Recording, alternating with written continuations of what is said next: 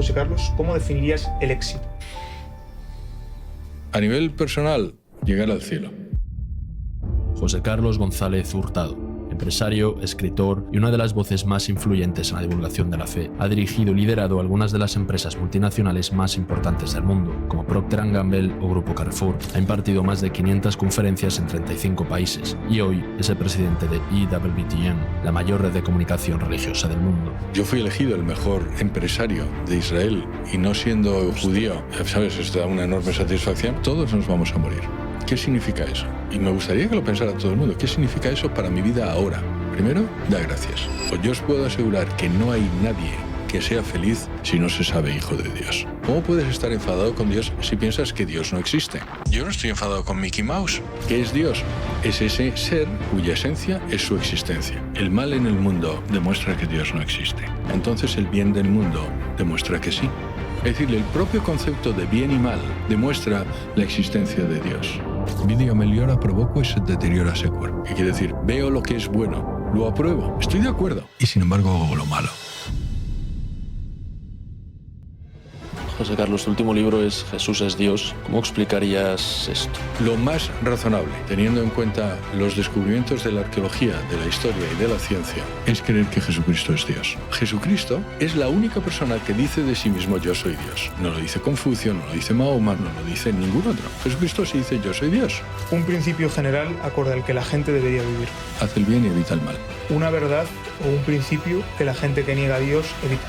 ¿Por qué estás aquí? Hay solo dos posibilidades, por casualidad o porque alguien ha querido. Tú eres una rata con procesos mentales más elevados o eres hijo de Dios. ¿Qué tal, familia? Antes de dejaros con el podcast, queríamos mencionaros que por haber traído a José Carlos González Hurtado, estamos sorteando también su último libro, Las evidencias científicas de que Jesús es Dios. Para participar, únicamente tenéis que hacer algo muy simple. ¿Qué es, Rodrigo? Pues efectivamente, David, para participar, todos los que comenten la palabra propósito tendrán acceso a este pedazo de libro dedicado para todos los amigos de Nubic. Así que muchísima suerte. Mucha suerte a todos. Bueno, hoy estamos en un episodio más del podcast de Nubic, en las oficinas de Nubic, y hoy tenemos el grandísimo placer de estar con José Carlos González Hurtado. ¿Qué tal, José Carlos? Muchísimas gracias por haberme traído aquí, David. Gracias a Alejandro, gracias a Ainhoa, gracias Rodrigo por estar aquí con vosotros. Vale, genial, José Carlos. Yo te querría preguntar, para empezar, si tuvieses que resumir tu trayectoria profesional, que es bastante extensa, hemos hecho una breve presentación al inicio y aún así se ha hecho larga, quiero que pudieses hacer una síntesis sobre cómo has empezado, hasta qué punto llegaste, hasta el punto actual y cómo ha sido ese camino.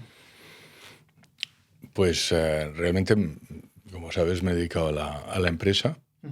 Yo estudié varias cosas, pero al final decidí dedicarme a la empresa, me dediqué a la empresa multinacional, empecé en España y me fui. Entonces mi resumen es, yo empecé en España, me fui y ahora he vuelto hace 5 años. Llevo 30 años fuera de España y ha sido sobre todo en empresas de bienes de consumo, luego en empresas de tecnología. Y bueno, pues eso era como la mili, iba ascendiendo. Sobre todo mi primera empresa, que estuve 20 y tantos años, es una empresa que se llama Promotion from Within, ¿sabes? Solo cogen gente de abajo, o sea, quiero decir, recién salidos de la universidad, y vas promocionando. Entonces estuve pues director general, vicepresidente, presidente, hasta que conocí a mi mujer y me casé. Que también la conocí allí, o sea que todo fenomenal. En la carrera profesional. Sí, ella trabajaba en finanzas, yo era director general y entonces nada, pues además es lógico, o sea, si lo piensas, cuanto más tiempo pasas en un sitio, pues más posibilidades tienes de conocer a la persona en ese sitio. Tus amigos acaban siendo las personas de la oficina, sí. E incluso el amor, pues como no, puedes encontrarlo ahí también. Sí. Así que eso fue lo que pasó. Me interesaría saber, José Carlos, que has trabajado en grandísimas multinacionales como Procter & Gamble, Grupo Carrefour. ¿Qué te exige ese nivel o más bien qué aprendes en ese nivel de exigencia? Pues aprendes. Yo he aprendido prácticamente todo lo que sé, porque es verdad que en la universidad te enseñan unas cosas, pero lo cierto es que donde lo aprendes es en la práctica. En Procter, ya que lo has mencionado tú, que es donde pasé esos 20 y tantos años, pues aprendí todo. Y lo que sí aconsejo, o sea, si quieres ser el mejor y quieres ser el mejor en lo que haces, lo que tienes que hacer es trabajar mucho. Entonces, lo que yo hice, con franqueza, es trabajar mucho. Hay algún político que parece que le gusta decir que trabajar poco está muy bien. Pues yo creo que es lo contrario. Claro. Cuanto más trabajas, más feliz eres. Ujú. El ser humano se llena, ¿sabes?, por las cosas que consigue, y además si se consigue con esfuerzo, pues tiene más mérito. Ujú. Entonces, la única receta es, si quieres 3, ¿sabes? Si yo tuviera que resumirlo en... Voy a decírtelo de otra forma. Si yo tuviera que coger ahora a alguien para una empresa, miraría 3 cosas. La primera es la integridad, es decir, los principios. Que la persona sea lo que dice ser, que tenga integridad. Ujú. Integridad es, no robarás, ¿sabes? Voy a trabajar duro. Ujú. La segunda es inteligencia. Contrariamente a lo que la gente cree, hay muy poco sustituto para la inteligencia. Y eso se forma también. O sea, quiero decir, yo a la gente le aconsejo, lee más, estudia más, porque es como un músculo y se estira. Y la tercera es la energía. O sea, tener ganas de ganar. Si uno no tiene ganas de ganar, siendo muy inteligente y siendo íntegro, no llega a ningún sitio. Si te das cuenta, esas 3 cosas son las que hacen que probablemente una persona tenga éxito profesional, ¿sabes? Tener integridad, porque la reputación además te persigue. Entonces tú puedes hacer una pifia una vez y no pasa nada, pero si haces 2 o 3 pifias, al final tienes una reputación que está un poco dudosa, y eso te persigue. Ya te digo, lo segundo es tener mucha energía para llevar a cabo eso que quieres, querer de verdad, ¿sabes? No, para conseguir algo no hace falta querer, hay que desearlo apasionadamente. Ujú. Y tercero, aplicar inteligencia. Qué bueno. Y dirías que estos valores se ven en esas lobbies, en esas grandísimas multinacionales, porque quizá desde fuera puede parecer que los altos ejecutivos o los altos directivos tienen a veces un poco de toxicidad o de envidia por al de al lado, de intentar pisar al de al lado para ellos ensalzarse. Entonces, ¿qué opinas tú al respecto? Yo en lo que he vivido, Rodrigo, sobre todo en mi etapa de Procter, a ver, hay de todo. O sea, hay gente que es muy ambiciosa y yo creo que ser ambicioso no es malo si la ambición está bien dirigida, y si además eso no significa que vas a pisar el de al lado. Claro. Sino decir, oye, ambiciones, como decía mi padre, digo, José Carlos, en una carrera siempre acaba ganando uno. Ujú. Si lo piensas, Totalmente. Sí. ¿y por qué no tú? Y te hace pensar, digo, ¿por qué no tú? Si tú lo intentas ganar y no has ganado, bien. Si no ganas porque no lo has intentado, mal. Totalmente. Entonces, y lo normal es que además si lo intentas mucho, acabes ganando. ¿Por qué no tú? ¿Cuál es la razón? Tú tienes 2 piernas, los otros tienen 2 piernas, vamos a correr. Ujú. Claro. ¿Por qué no? ¿Porque no me he entrenado bastante? Pues entrénate bastante. Ujú. Claro. ¿Porque no he pensado, no he estrategizado sobre cómo ganar la carrera? Pues hazlo. Entonces, al final alguien tiene que ser el mejor, ¿por qué no tú? Total. Y si lo intentas, no pasa nada, no hay nada malo. De hecho, es Totalmente. muy bueno Ujú. intentar ser el mejor. Sí, sí. Lo decía Pero vamos Rafa. a romper ese mito. Es muy bueno. Es muy malo hacerlo con malas artes. Total. Totalmente. Pero eso no es necesariamente así. Entonces, para contestar a tu pregunta, yo he encontrado mucha gente que simplemente querían ser muy buenos en lo que hacían. Y eso es muy bueno. Luego, probablemente en Carrefour encontré otra cultura más distinta, entonces menos proclive al mérito. Ujú. Ujú. Y luego fui consejero delegado de otra compañía que tenía también una cultura distinta, además americana, era un poco más como Procter, pero también distinta. Entonces, yo creo que hay mucho mito sobre los ejecutivos que se pisan unos... Seguro que lo hay, vamos, 100% seguro que lo hay. Depende también de las industrias, hay, ¿sabes? Claro. Al final de lo que estamos hablando es competitividad, y en esta cultura del up or out, de o subes o te vas, que es la que abunda en la mayoría de las empresas corporativas, como pueden ser las grandes consultoras, estilo Price, Waterhouse, Cooper, KPMG, etcétera, o en el mundo corporativo de otras empresas. Al final yo creo que lo importante, como tú dices, es darlo todo, porque ahí la satisfacción la vas a tener tanto ganes o pierdas. Y además aprendes más dándolo todo. O sea, al final es ¿qué es lo que te llevas? ¿Sabes? Lo que te llevas es también lo que has crecido gracias a eso. Entonces, si tú inviertes poco, te llevas poco. Si inviertes mucho, te llevas mucho. Yo recuerdo que había una época en que se decía mucho lo del work-life balance, ¿sabes? Estar de acuerdo. Y eso es una falsedad, David. No hay work-life balance. Si lo piensas, incluso la work-life balance quiere decir hay que poner el balance entre el trabajo y la vida. ¿Por qué es falso? Porque establece que el trabajo no es parte de la vida. Es como si la vida y el trabajo. Y no, el trabajo es parte de la vida. Lo que tienes que tener es balance en tu vida. Total. Y el balance en tu vida lo decides tú. Oye, ¿cuánto quiero de trabajo? ¿Cuánto quiero de familia? ¿Cuánto quiero de no sé qué? Y además me gusta jugar a los bolos. Vale, fenomenal. ¿Y cuándo quiero yo jugar a los bolos? Pero eso es muy personal. Entonces, el balance, o sea, lo que tienes que tener es un equilibrio, efectivamente, que te permita crecer y además ser feliz. Yo lo que aconsejo a mucha gente, sobre todo a gente de vuestra edad, hay que trabajar mucho. Yo no conozco a nadie que haya triunfado que no haya trabajado mucho. Total. Ahora, seguro que lo hay gente también que le toca la lotería, pero yo no conozco a nadie que le haya tocado el gordo. No tengo la fortuna, pero les toca el gordo a todos alguna vez, ¿sabes? Vamos, quiero decir, el gordo toca a alguien, ¿sabes? Pero yo no lo conozco. Entonces, mi consejo es, oye, te puede tocar el gordo, y entonces puedes tener gran éxito sin trabajar, pero si no juegas a que te toque el gordo, lo mejor es trabajar mucho. Totalmente. Y en este ambiente que tratamos ahora, si pudieses consignar una habilidad que te da esa diferencia para lograr el éxito o para acercarte más al éxito, ¿cuál dirías que...? Ya te lo he resumido en 3, déjame en las 3. ¿Sabes? Entonces son la integridad, la energía, o sea, el passion for winning, la pasión para ganar, y si quieres la inteligencia, el ser. Vale. Pero la inteligencia significa, pues eso, ser estratégico, pensar a largo plazo. Claro. Con las 3 nos quedamos, José Carlos.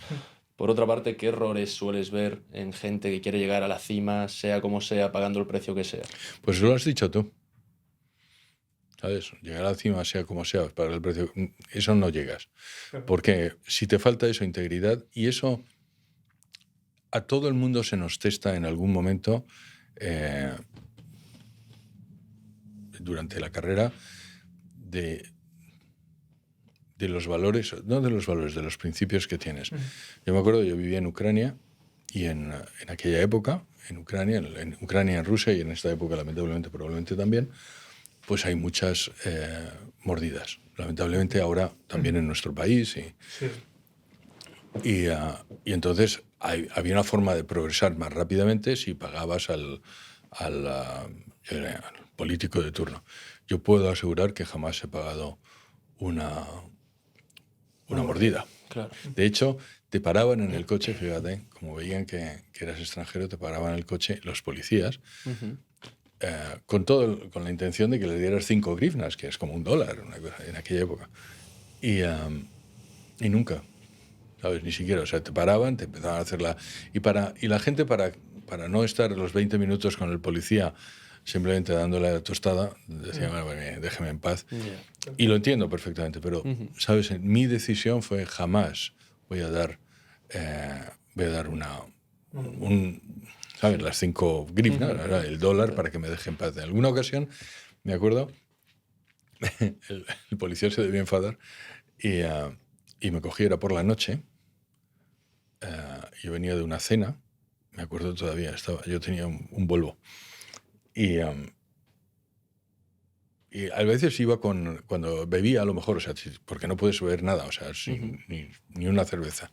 Entonces, como yo soy medio abstemio, pues no bebo. Pero si veía alguna vez, pues cogía un chofer y entonces me llevaba y entonces no había problema. Pero en esa ocasión no había bebido y iba sin chofer. Entonces, casi era medianoche, el tipo me cogió, como no le pagué, digo, no. Y además siempre era, no, español, tal, Real Madrid, sí, para mí nada. Pero este se enfadó. Entonces me cogió, se metieron, eran 2 policías, uno se metió conmigo en el coche y otro delante y me metieron en un bosque. Ostras. Ya, digo, esto aquí no es algo. Madre Me acuerdo que llamé a Doris, a mi mujer, no estaba en ella, no estaba en Ucrania, le dije, oye, que me están, simplemente para que el policía viera que yo estaba hablando con alguien, y dije, oye, me están llevando a un bosque, no tengo ni idea de dónde me están llevando y tal. Y efectivamente me llevaron a un bosque, me dejaron allí con... había un casetón con un doctor, un médico, que me hizo la prueba del vio que no tenía alcohol, me lo dio igual, me dejaron allí 2 horas y... Ostras. Pero hay veces que sí que tienes que pagar por mantener tus principios. Mi consejo a todo el mundo es hazlo, porque ese es un pago pequeño con respecto de el largo plazo. Claro. Yo realmente aconsejo, y no lo digo hipócritamente, mantener los principios. Por eso es lo que va a hacer de vosotros personas que merezcan la pena. Que además os podéis mirar al espejo, llegado un momento, ¿sabes? Cuando llegue mi edad. Pues para cerrar un poco la casilla de este ámbito profesional, y ahora voy con una pregunta un poco más a nivel existencial, ¿no? Sí. Tú, José Carlos, ¿cómo definirías el éxito a nivel vital? El éxito tiene un problema, y es que se parece demasiado al mérito. El mérito es lo que es más importante. El mérito es eso, haberlo merecido, haber hecho lo suficiente para que cuando te llega el pago de aquello en lo que has invertido, te lo hayas merecido. No hay nada malo en el éxito también, pero ya te digo, normalmente se parece demasiado al mérito. En el plano profesional depende de cuál es tu objetivo en la vida. Yo me acuerdo cuando yo entré en Procter, yo quería ser director general. Una cosa, yo reconozco que si he pecado de algo, bueno, he pecado de muchas cosas, pero una de ellas es de ambición. Insisto, y la ambición no es mala. Claro. Bien manejada y es lo que hace que consigas la siguiente meta. Pero yo sí recuerdo que, nada, más saliendo, yo estudié en ICADE, aquí en Madrid, y salí, me cogieron en Procter, y entonces empecé en marketing, y de marketing se pasaba, era la carrera, digamos, para ser director general. Y me acuerdo que al principio digo, no, yo es que lo que quiero es ser director general, porque quiero manejar un negocio. Y yo lo que quería era manejar un negocio. Quiero ver lo que hace finanzas, y quiero ver lo que hace supply chain, y quiero ver lo que hace marketing, lo que hace ventas, y quiero tomar las decisiones para dirigir el negocio. Entonces yo me acuerdo cuando me nombraron director general por primera vez en Israel, pues para mí fue un enorme, ¿sabes? Porque ves, chico, ya lo he conseguido. Luego seguí ascendiendo, pero realmente márcate una meta suficientemente lejana, pero conseguible, y que además sea de difícil consecución. Y entonces llegar a esa meta te da ¿sabes? Te da una satisfacción, vale, sí. Vale pero es importante marcarse metas, David. Es importante y ponerlo por escrito, idealmente, ¿sabes? O por lo menos tenerlo muy claro. ¿Qué es éxito? ¿Qué es lo que yo quiero conseguir? ¿Sabes? Entonces, estamos hablando profesionalmente. Sí. Luego entraremos más a nivel... A nivel personal, llegar al cielo. Eso es el éxito. Bueno. Realmente el éxito es eso. Es conseguir llegar al cielo. Vale. Pero a nivel, si quieres, estamos hablando a nivel personal o profesional. En mi caso, lo que yo dije es, yo quiero ser director general. Luego, ya te digo, seguí y tal, y fenomenal.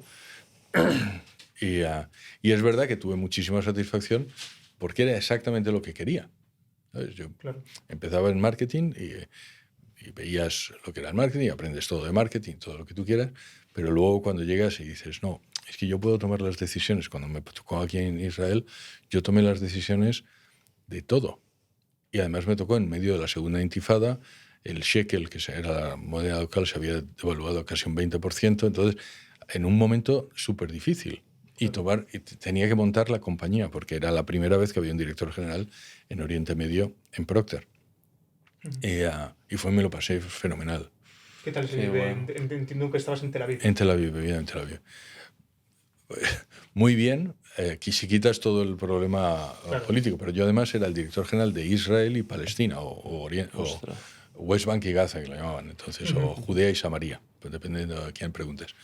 Y entonces yo hice amigos para toda la vida en aquel momento. Es verdad que era un momento muy difícil. yo fui elegido el mejor empresario de Israel y no siendo judío, ¿sabes? Esto da una enorme satisfacción, porque es verdad que normalmente eligen a gente judía y la verdad es que muy bien, o sea, muy bien en todos los sentidos, muy bien. Pero era muy difícil. Yo trabajaba sin horas. O sea, Sí, 20 horas al día, no sé. Trabajaba y dormía. Así, Qué bueno. Sí. Nada, yo quería cambiar un poco de tercio, José Carlos, irnos ya a esa parte un poco más espiritual y a parte actual. ¿En qué momento decides cambiar de rumbo? ¿Hay algún cambio de giro en cuanto a, oye, dejo el mundo corporativo y me voy a algo más? No, de hecho pasó en Israel y yo creo que lo he contado en alguna ocasión.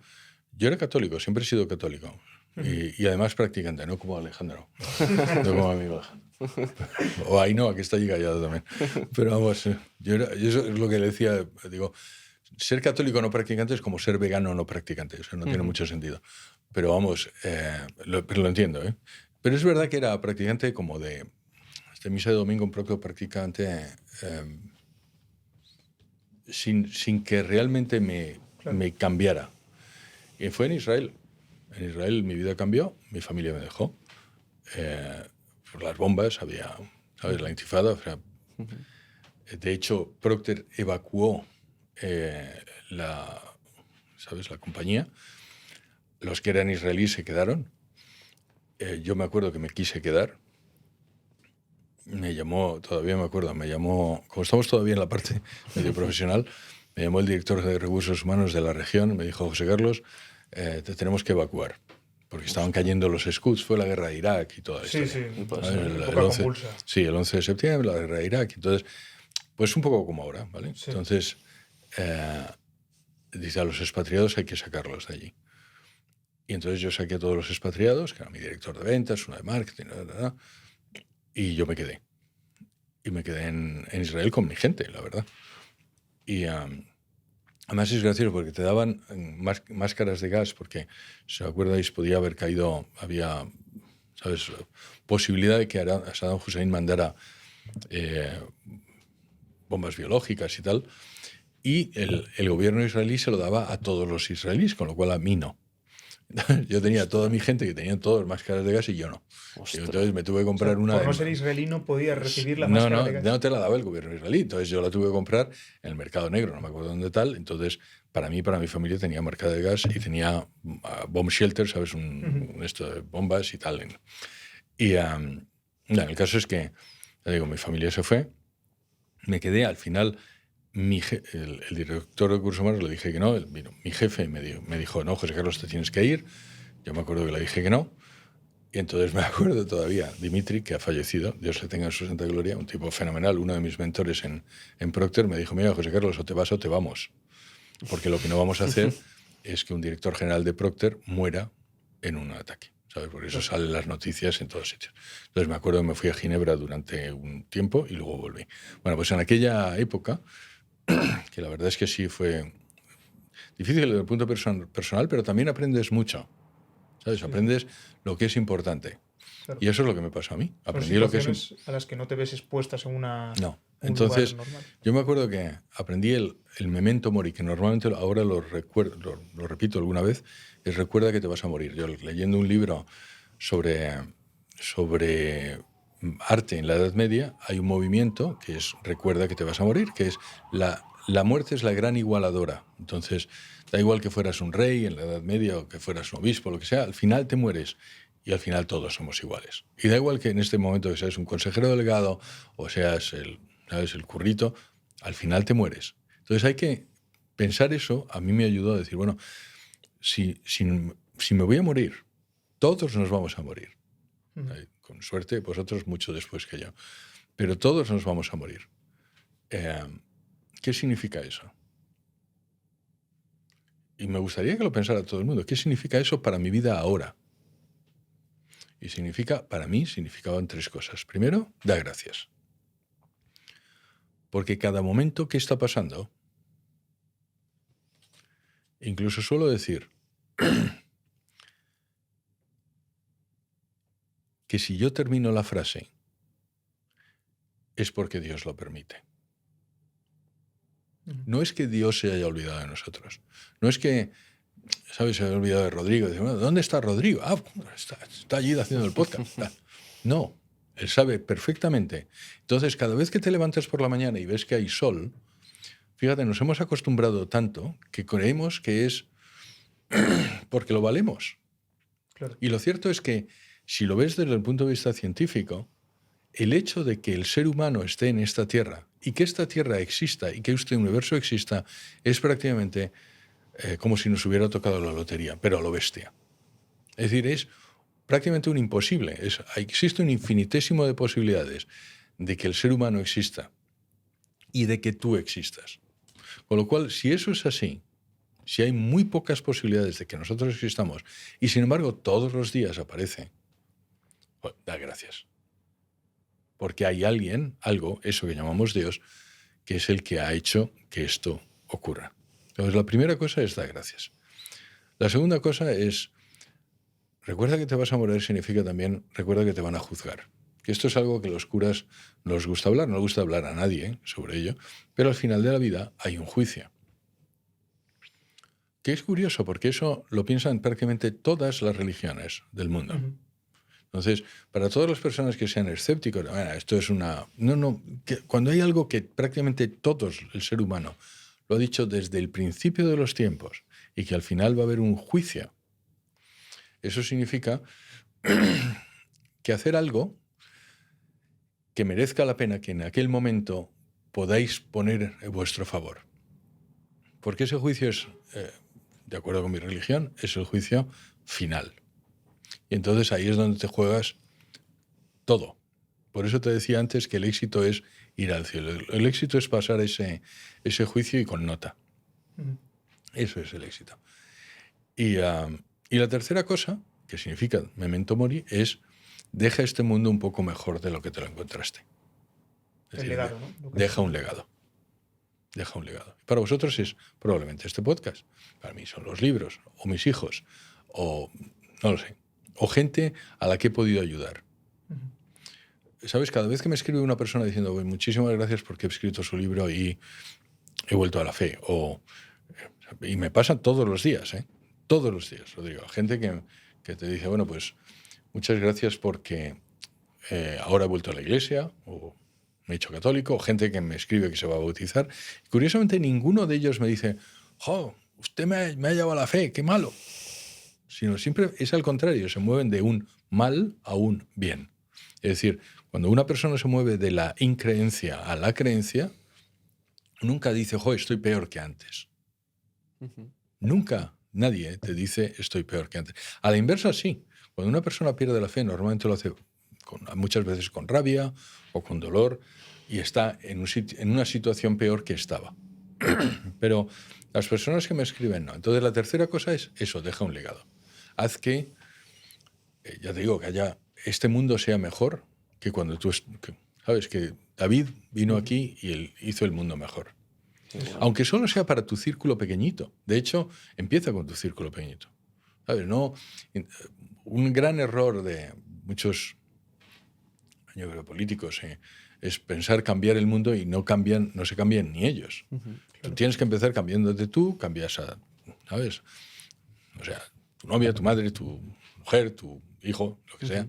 Y esas son las personas que tienes más responsabilidad.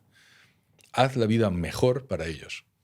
Y luego ese círculo, como decía Kobe, es el círculo de confianza, ¿sabes? El círculo de preocupación.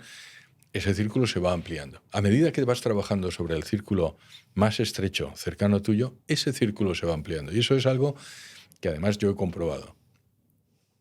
¿Sabes? Tú trabajas sobre ti, mejórate a ti mismo, luego mejora a tu familia. Y eso va teniendo un acto expansivo. Y para eso hemos venido al mundo. Para contestar a tu pregunta, que es larguísima la respuesta, perdóname, ese es el momento donde yo cambié.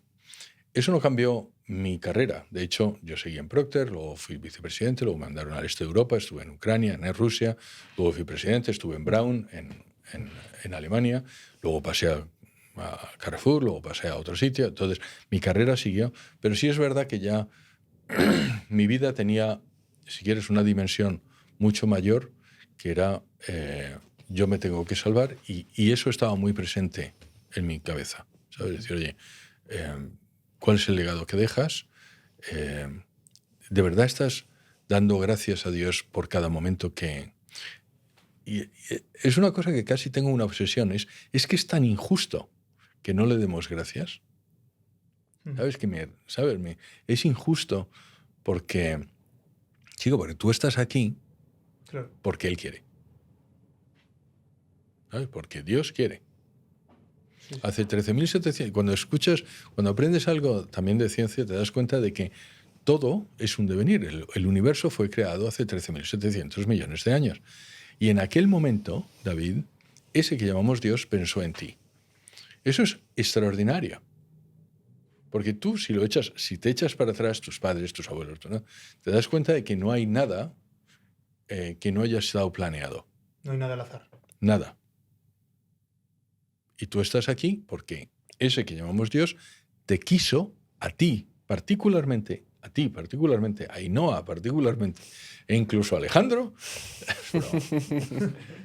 desde hace 13.700 millones de años. A él, no a otro. No dijo, no, a ver cómo me sale. ¿Sabes? E incluso a mí. Que ya es de coña. Entonces, joder, lo menos que... De hecho, por la mañana temprano, nosotros, en mi familia, lo primero que hacemos es dar gracias. Bueno, José Carlos, siguiendo por el tercio más espiritual que estaba tomando la conversación, quiero llevarla a tu punto actual, y es que ahora eres presidente de EWTN, uno de los medios religiosos más potentes del mundo, y quiero saber qué es lo que te ha llevado hasta ahí y cuál es tu misión, dirías, ahora mismo como presidente de este medio. Vamos a ir, EWTN en español es la cadena de televisión, fue fundada por una monja de clausura, que ya...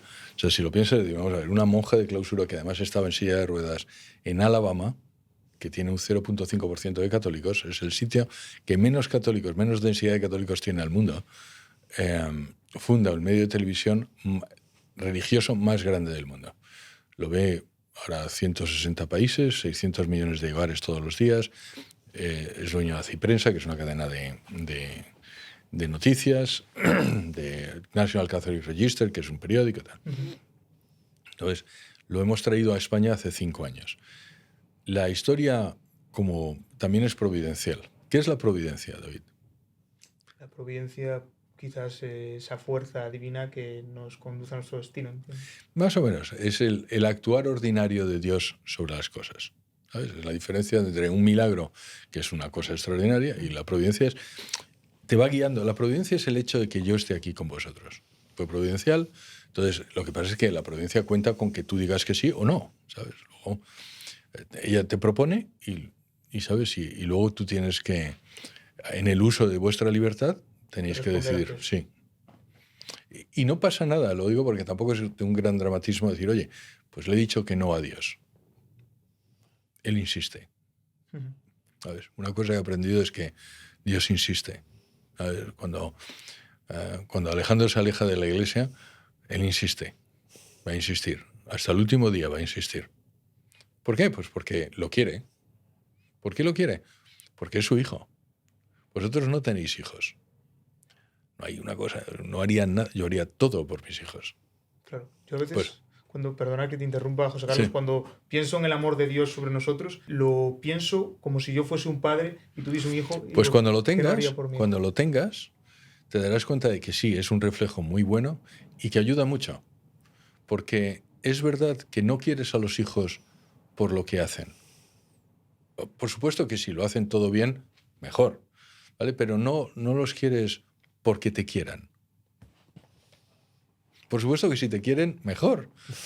Pero no los haces por... ¿Sabes? No es un amor retributivo. Ni siquiera como el que tienes con tu mujer. Tú quieres a tus hijos gratis. Y los quieres primero. Y los quieres sin barreras. Y los quieres sin... ¿sabes? Punto. Entonces, de esa forma sí me ayuda a pensar cómo nos quiere Dios. Entonces, Dios insiste. ¿Sabes? Pero bueno, es mejor decir que sí, vaya. El caso es que, para contestar tu pregunta, yo vivía en Francia, yo era consejero de una compañía americana, que yo tenía oficina en Francia, porque me había quedado en Francia después de Carrefour, en Inglaterra, en Estados Unidos y en Madrid. Y entonces surge una peregrinación a Lourdes. Y de un amigo mío que viene a París, y digo, bueno, pues vamos a Lourdes. Este amigo llama a una amiga, esta amiga llama a otro amigo, entonces al final en el coche, que veníamos desde París hasta Madrid, pasando por Lourdes, pues vamos 4. De hecho, los 4 nos encontramos en Lourdes. Y esa peregrinación que tenía que ser, bueno, terminas en Lourdes y si no habéis ido a Lourdes, ir. Es un sitio maravilloso, maravilloso. Es clarísimamente un sitio donde está Dios y donde la Virgen está.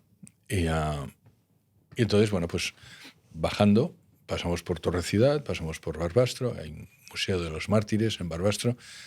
Durante la Guerra Civil mataron a todos los seminaristas en el seminario de Barbastro, entonces está guardado como museo. Un sitio también espectacular de ver gente con muchísima fe en nuestro país que dio la vida por la fe. Y luego pasamos por Zaragoza. Y en Zaragoza, pues todos en aquella peregrinación, los 4, decíamos, ¿qué hacemos aquí? ¿Sabes qué?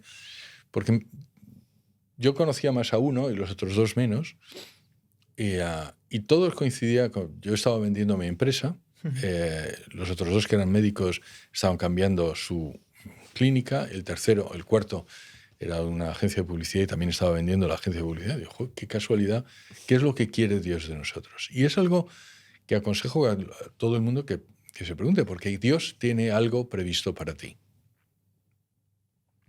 Y lo que vas a ser feliz, Rodrigo, es si haces ese algo. ¿Por qué? Porque Dios, que es tu Padre, ha previsto lo mejor para hacerte feliz. Su objetivo es que tú seas feliz. ¿Cómo podemos escoger ese camino correcto? Tienes que pensarlo, pedírselo, rezarlo. Rezarlo. Hay que, ¿sabes? No, Dios no te grita, oye, que tienes que coger, ¿sabes? Pero tienes que rezarlo. Tienes que ponerte en sus manos y decir, por favor, indícame. Y lo hace. De una forma muy sutil. Tan sutil que siempre te da la sensación de que, chico, yo no estoy seguro. Pero lo hace. Entonces, en esta ocasión, por ejemplo, nosotros lo rezamos. Me acuerdo que estuvimos en el Pilar y, bueno, Dios, ¿qué es lo que quieres de nosotros? Y lo pensamos y lo dijimos. Y entonces me acuerdo que Antonio, que era uno de los que estaba allí con nosotros, dijo, pues ya está, lo que necesitamos es que lo que no hay es un colegio católico dentro de la M30 en Madrid, que sea en inglés. Claro, él tenía esa necesidad para sus hijos, y bueno, pues ya está esto. Y más o menos decidimos que eso hacíamos. Pero fíjate, una semana después viene un sacerdote, que es uno de los que habíamos hablado fuera de cámara, que uno de los que me había casado. Sí. El que estaba, el de Vigo. No, el de Ucrania. El otro. El de Ucrania, que era español también. El padre Diego. Entonces viene a casa y dice, Juan, me estoy yendo de Ucrania, me voy a Roma y tal. Qué fastidio. Digo, hombre, yo creo en irse de Kiev a Roma, pues a lo mejor no está tan mal, ¿no? Dice, no, porque tengo que dejar WTN. Digo, Juan, ¿y esto qué es? Yo no tenía ni puñetera idea de que era WTN. Me dice, no, pues es una televisión católica cuyo objetivo es reevangelizar, que no tiene publicidad, con lo cual solo funciona con donativos y que la fundó la Madre Angélica y que no sé qué y tal. Digo, joder, ¿por qué no está en España? Y el tío me miró, me dice, porque gente como tú no lo ha traído. Ostras. Y me dejó, ¿sabes? Me acuerdo, yo tenía una casa en Madrid, pero no vivía en Madrid. Estábamos en Madrid, terminamos la comida, la cena y tal. ¿Sabes? Y se quedó. Eso se quedó. ¿Lo ves? Esa es la providencia. Claro. Y se quedó. Entonces llamé a los otros. Digo, oye, Antonio, Sofía, Santi, ¿no será que lo que tenemos que hacer es esto? Y decidimos que sí. Y entonces, ¿lo ves? Eso es la providencia. Qué bueno. ¿Sabes? Te va... y hay con toda seguridad, era que sí. Señales sutiles que te indican el camino. Sí, con toda seguridad. Y te digo una cosa, no es fácil. O sea, yo a veces odio al padre Diego por aquella frase, ¿sabes? Porque no es... ¿sabes? Porque WTN no es un proyecto muy distinto de todo lo demás. El objetivo no es hacer dinero. De hecho, ninguno de nosotros cobramos. Ni siquiera, yo soy el presidente de la fundación y soy el presidente de la cadena, pero no cobro por eso. Ni Sofía cobra, ni ni ninguno de los patronos de la fundación cobra. Por supuesto cobran la gente que sabes, que trabaja. Nosotros trabajamos también, pero vamos, me entiendo. Sí.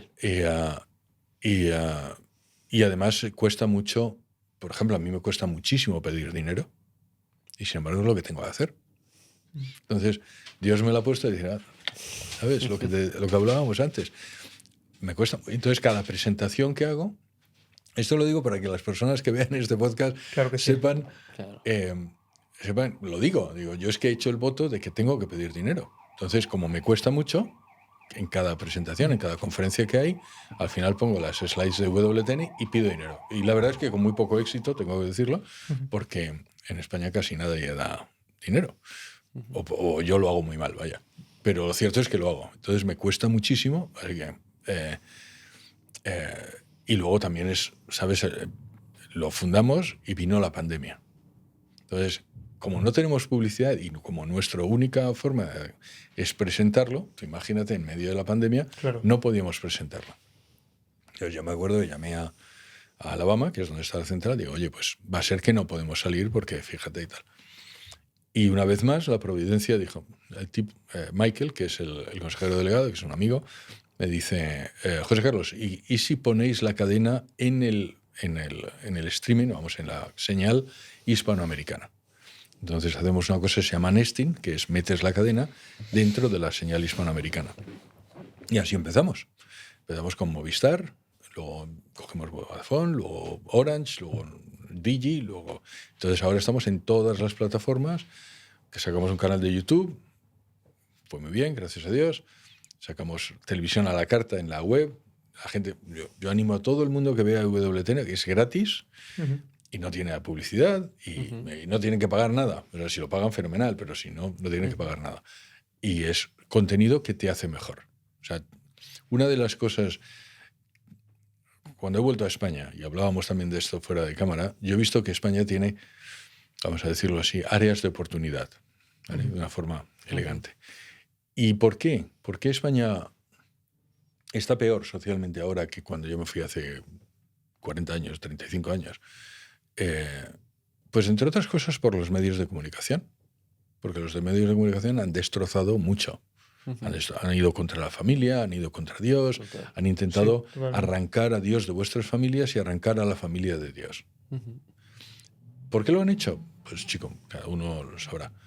Pero lo cierto es que la solución, yo creo que es también a través de un medio de comunicación, porque puedes construir del mismo. Entonces, si tú ves WTN, yo lo que digo es, si tú ves cualquier cadena de televisión, prácticamente, o sea, voy aquí, por si hay alguna excepción, que me perdone, entras a 100 y sales a 80. De altura cordial, de cómo eres, de tus valores, de lo que quieres, de lo que crees, de cómo eres de persona. Rodrigo, tú entras a 100 y sales a 80. En algunas a lo mejor entras a 100 y sales a 100, pero en ninguna, entonces menos en WTN, que entras en 100 y subes a 120. ¿Por qué? Porque te vuelve a inspirar ser la mejor versión de cada uno de vosotros. Y te vuelve a acercar a Dios. El objetivo de WTN no es más que ese. Y cuanto más cerca estemos de Dios, más felices seremos. Con lo cual, el único objetivo de WTN, si te das cuenta, es, si quieres, hacer feliz a la gente, pero hacerla feliz acercándola a Dios. Nosotros llamamos la alegría y el orgullo de ser católico. ¿Y la alegría por qué? Porque para la gente de fuera tenemos que recordarles que la felicidad está dentro de la iglesia. Y para los de dentro, que es una de las cosas que me he dado cuenta también, David, cuando he vuelto, es que muchos de los católicos están metidos en ¿sabes?, en las catacumbas. Pero no sé por qué. En España, estoy diciendo, ¿sabes? Están como amedrentados, como si fuera de las catacumbas les estuvieran persiguiendo, y no es verdad. Entonces hay que recordarles el orgullo de ser católicos. Claro. Decía San León Magno, recuerda, católico, tu dignidad.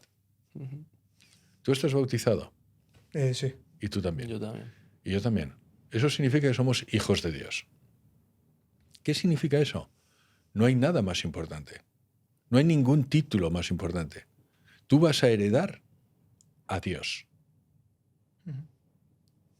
Eres el heredero, eres el hijo adoptivo de Dios, a través del bautismo.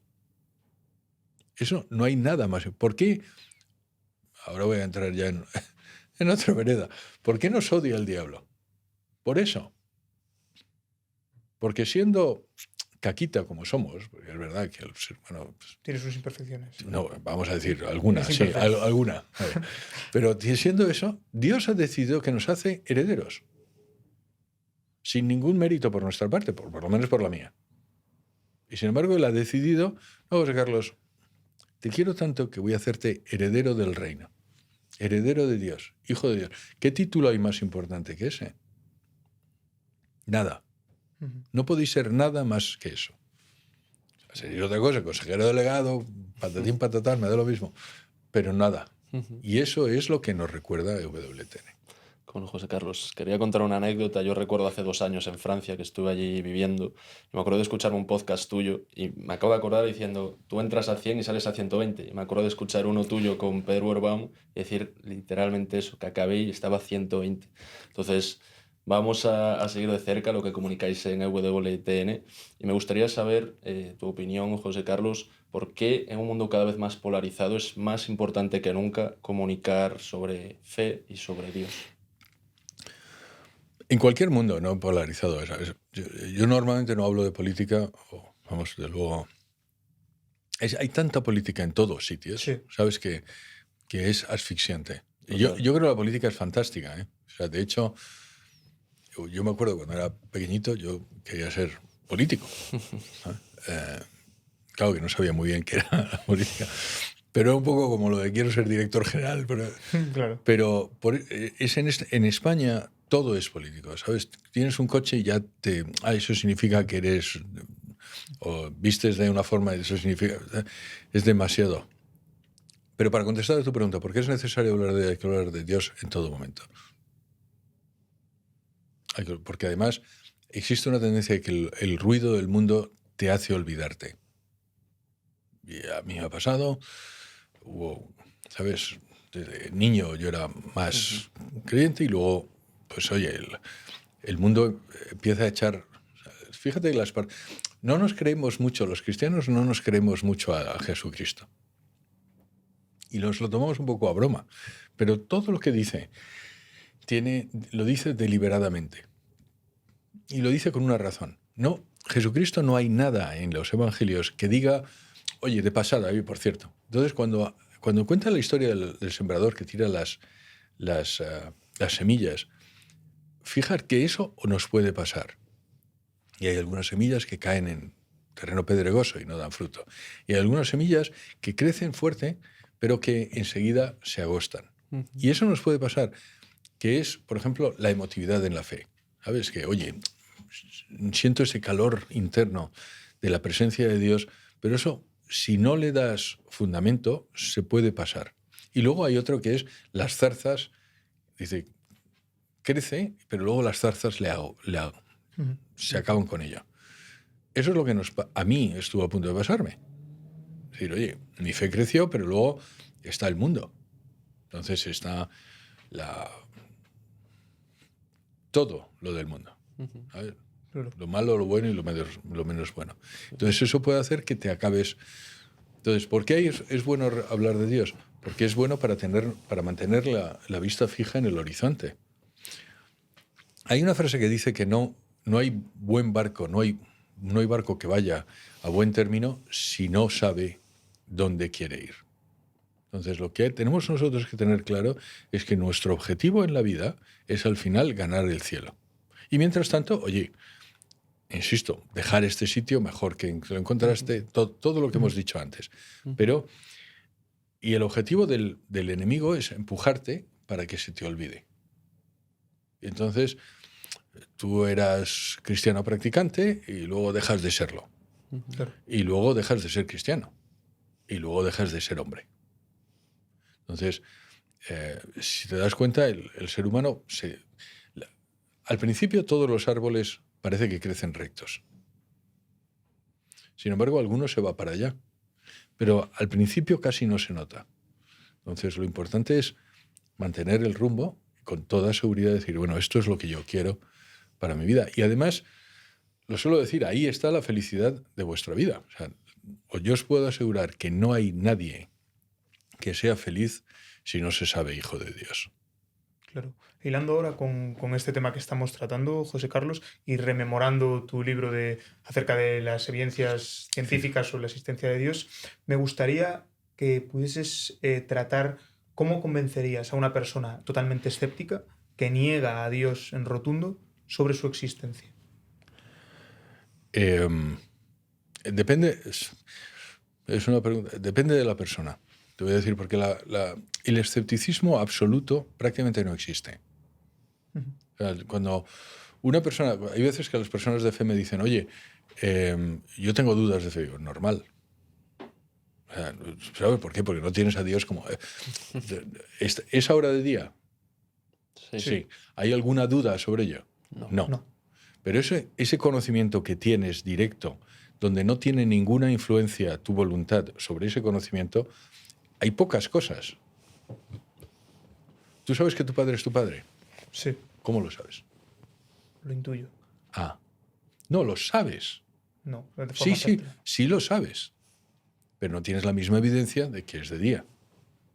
Lo que quiero decir es que es un absurdo esperar que todo sea tan evidente como que es de día. Tu conocimiento, la mayor parte de tu conocimiento de todo es de fe. ¿Tú sabes que estás en Madrid? ¿Cómo lo sabes? ¿Realmente cómo lo sabes? ¿Has mirado una brújula? ¿Has mirado el mapa? ¿Has comprobado? Claro. No, claro que no. No lo has hecho. Esta mañana te has levantado. Todo esto podríamos haber hecho un montaje y estamos en Vigo. ¿Verdad? Lo que quiero decir es que, naturalmente, y además así debe ser, uno se fía de lo que entiende. Exacto. Cuando entras en un taxi y le pides al taxista, por favor, déjeme ver el carnet de conducir, que no me fío yo. ¿A que no? No. ¿Por qué? Lo damos por Porque, hecho. exacto. Como todo lo demás. Entonces, lo que quiero decir primero es, todas las personas que tienen fe, en algún momento, si ahora vas a empezar a dudar del padre, que no. Pero vamos, empieza a dudar que estás en Madrid. Pero puedes llegar a dudar. Bueno, pues te digo, el escéptico duda mucho más. ¿Por qué? Porque lo natural es creer que Dios existe. ¿Por qué es lo natural? Porque tú ves el orden. Estamos ordenados. Claro. Hay un orden, hay una belleza, hay un amor, hay unos sentimientos. Tú quieres a tu padre, tu madre, tu novia. ¿Por qué? Ese orden de la naturaleza, ese amor, esa belleza, te lleva necesariamente a que ha habido un ordenador, alguien que lo ha hecho bello, tal. Entonces, el escéptico está haciendo constantemente violencia a su entendimiento para mantener una ficción que es que Dios no existe. Yo sostengo que los escépticos son autoengañados. Es un autoengaño. El ateísmo es un autoengaño. Entonces, para contestar a tu pregunta, ¿cómo le contesto? Depende. Si ese autoengaño viene, como por ejemplo, porque odia a su padre, que hay un autor que se llama Paul Bitts, que escribió un libro que se llama La fe de los que no tienen fe, y llega a la conclusión de que gran parte de los ateos vienen por lo que él llama la teoría del padre defectivo, porque su padre les falló. O ellos creen que les falló. Vaya, Marx, su padre no le falló, pero era judío, se convirtió al protestantismo. Marx consideró que eso era un horror, y Marx fue un verdadero cabestro, un hijo de la grandísima, con todos los que estuvieron alrededor suyo. Feuerbach, su padre se fue con otra señora. Sartre era bajito y feo, y como él que hubiera gustado ser alto y guapo, pues le echaba la culpa al padre, que también era bajito y feo. Entonces, cada uno tiene... Entonces, si su problema es su padre, pues lo atacas por una forma. Porque muchas veces tengo un problema con mi padre, lo traslado a mi Padre del cielo. Otras personas están enfadados con Dios. El 20% de los ateos, el 19%, para no mentir, de acuerdo con un estudio del Pew Research, está enfadado con Dios. Y ahora si lo piensas, Rodrigo, ¿cómo puedes estar enfadado con Dios si piensas que Dios no existe? Claro. Yo no estoy enfadado con Mickey Mouse, ni con el Pato Donald. Sé que no existen. Sin embargo, ellos sí están. Entonces, ¿por qué? Pues porque algo les ha pasado en su vida que, ¿sabes?, ha hecho que se enfaden con Dios. Otras personas simplemente son escépticos porque no quieren cambiar de vida. Es decir, porque hay algo en su vida que saben que si Dios existiera, que existe, ellos tendrían que cambiar. Entonces es un poco como el cerdo que está muy a gusto en su pocilga. Claro. Entonces hay que recordarle, eso es una pocilga y hay un sitio mejor. ¿Vale? Hay otras personas que son escépticos por soberbia. Sí, sí. Porque yo no quiero que Dios exista. Yo suelo mencionar a un autor que se llama Thomas Nagel, que es ateo, que dice literalmente, la mayor parte de las personas que están a mi alrededor, que son inteligentes, creen en Dios, dice él. Dice, pero yo no lo entiendo, porque yo no quiero que Dios exista. Yo no quiero un universo que necesite a Dios. ¿Qué es lo que está diciendo? Ahí termina la cita. Lo que está diciendo es, yo quiero ser Dios. Claro. Yo no quiero estar sujeto a nadie. Ujú. Entonces, bueno, pues... Entonces, para contestar a tu pregunta, depende de cada persona. Claro. ¿Sabes? ¿De dónde viene su escepticismo? ¿Viene su escepticismo por un dolor? ¿Viene su escepticismo por una ignorancia? Hay escépticos simplemente es, oye, no, porque a mí me han dicho que Dios no existe. Muchas de las personas que se convierten es exactamente leyendo el libro que tú has dicho y digo, chico, yo esto no lo sabía. Ujú. Yo no sabía que el universo tuvo un principio, yo no sabía que el universo está afinado de tal forma que todas las constantes de la física concuerdan precisamente para que tú y yo estemos aquí, y eso no puede haber pasado por casualidad. Decía Fred Hoyle, que era un tipo ateo que se convirtió, que decía, no hay nadie en física que no se dé cuenta que las leyes de la física se han formulado a propósito. Las leyes de la física se han formulado a propósito. Y él decía, no hay ningún científico que sea ateo por razones científicas. Las únicas razones por las que un científico puede ser ateo son razones psicológicas. Entonces, hay personas que dicen, oye, pues chico, yo no sabía que el genoma humano lleva necesariamente a que hay una inteligencia. Claro. Es imposible estudiar el genoma humano y no darse cuenta de que hay una inteligencia detrás que es aquel que ha diseñado tu ADN. Ujú. Porque no es posible que de forma aleatoria se haya formado. Sí, sí, Eso claro. sería tanto como suelo decir en las presentaciones. Vamos a ver, Rodrigo, si yo le diera a David un billete de lotería hoy y le toca. Esta pregunta también va para Alejandro, que nos está escuchando. Si le diera a David otro billete de lotería mañana y le toca. Y le doy otro billete de lotería al día siguiente y le toca. Y otro al día siguiente y le toca. Y el otro al día siguiente y le toca. Y el otro al día siguiente y le toca. ¿Qué es lo que dirías de David y de mí? Que tenés mucha suerte. Bueno, eres un pánfilo, eres un cándido, de verdad. No, pues que Que está amañado. Que está Sí. amañado. Pero me gusta mucho la forma de... A ver, quiero que sepas la mejor respuesta que tuve a esto en una presentación aquí en Madrid, aunque ha habido otra ahora en Granada que tampoco está muy bien, estaba preguntando eso, y bueno, y si le doy a David, y entonces yo le preguntaba a un señor que además sabía que era abogado, porque lo había dicho antes durante la conferencia, porque durante las conferencias yo suelo preguntar a la gente y tal. Y entonces le pregunté, bueno, Rodrigo, ¿qué dirías de David? El tío se queda... Que me tengo que hacer amigo de David. Y fue la mejor respuesta del mundo. Pero vamos, lo cierto es que todo el mundo diría que está apañado. Sí. Y sin embargo, eso es más probable. Lo que yo acabo de decir, que le dé un billete de lotería y le vuelve a tocar, es más probable que vosotros y yo estemos aquí por casualidad. A mí me interesa saber, José Carlos, si llevamos aquí 13.700 millones de años, el origen del universo, y Dios es el origen del universo, ¿qué había antes de esto? Antes del universo, Sí. Dios. Antes del universo había Dios. Vamos a ver, cuando dices que el origen del universo tiene 13.700 millones de años, vamos a intentar explicarlo un poco. Porque es... todas las pruebas teóricas y experimentales llevan a la conclusión de que efectivamente el universo tuvo un principio.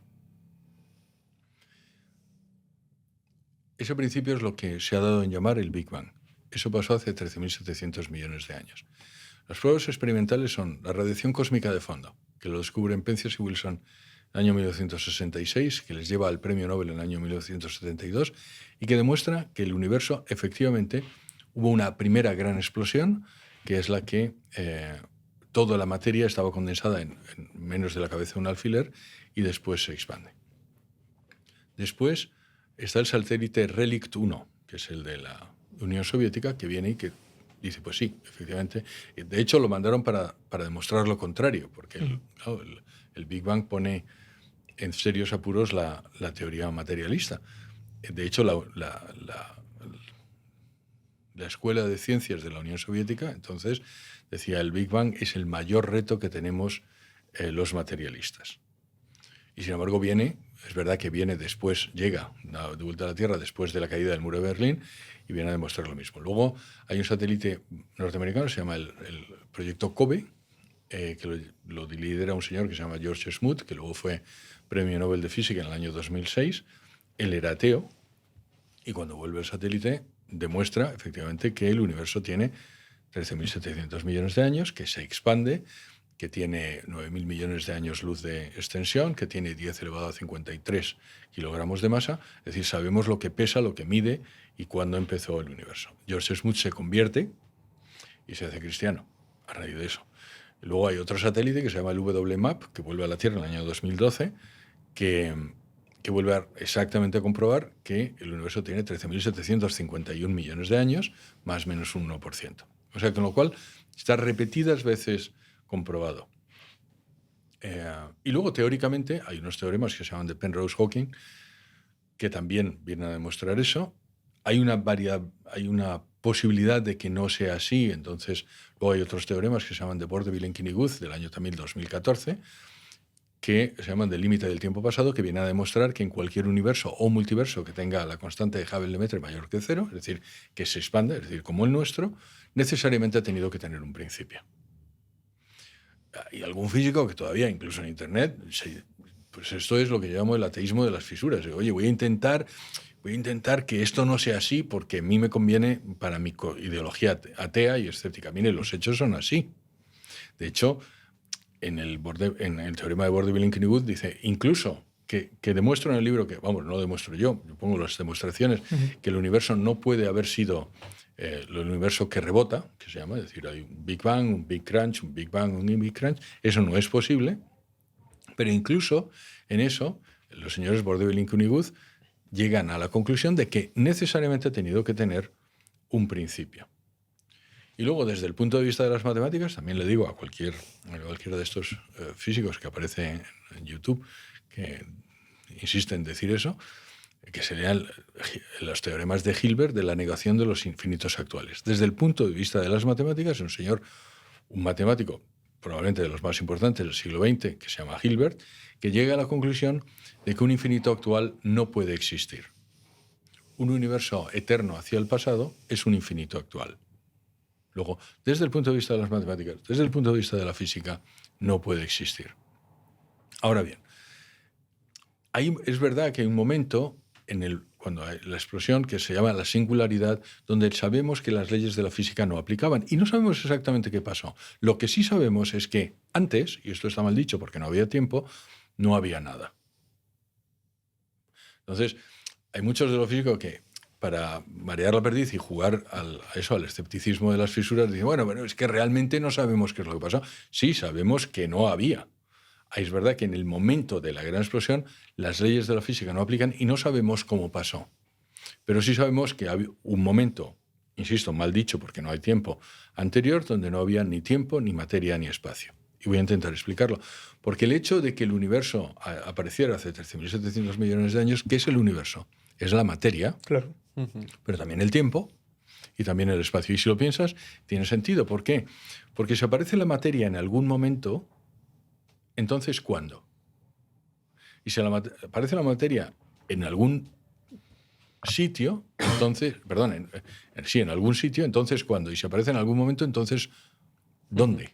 Entonces tiene que aparecer el espacio, el tiempo y la materia en el mismo instante.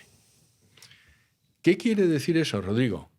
Que antes de ese Big Bang, insisto, mal dicho porque no hay tiempo, había un algo o un alguien, que es eso que llamamos Dios, que no es ni material, ni temporal, ni espacial, que creó de la nada todo eso que es materia, tiempo y espacio. Entonces, podríamos decir que es espiritual. ¿Qué es necesariamente? Tiene que ser espiritual, puesto que no es material, y no es ni espacial ni temporal. ¿Qué más sabemos de esa inteligencia que creó eso? Que es muy inteligente. ¿Por qué sabemos eso? Porque las posibilidades de que una vez que haya habido un Big Bang aquello terminara mal son prácticamente infinitas. Es decir, hay una muy pequeña probabilidad de que aquello haya salido bien. Y sin embargo sale bien. Es decir, las constantes de la física, lo que decía antes de Fred Hoyle, han estado formuladas de tal forma que permiten que el universo se expanda. Pero no solo que se expanda, sino que, por ejemplo, no se contraiga. Hace 8.000 millones de años tenía que el universo haberse contraído por el Big Crunch. Y sin embargo aparece una cosa que se llama la constante cosmológica que hace que se expanda. Pero la constante cosmológica está afinada a 120 dígitos. ¿Qué quiere decir eso? Que es 0,00000, 120 veces y luego 138.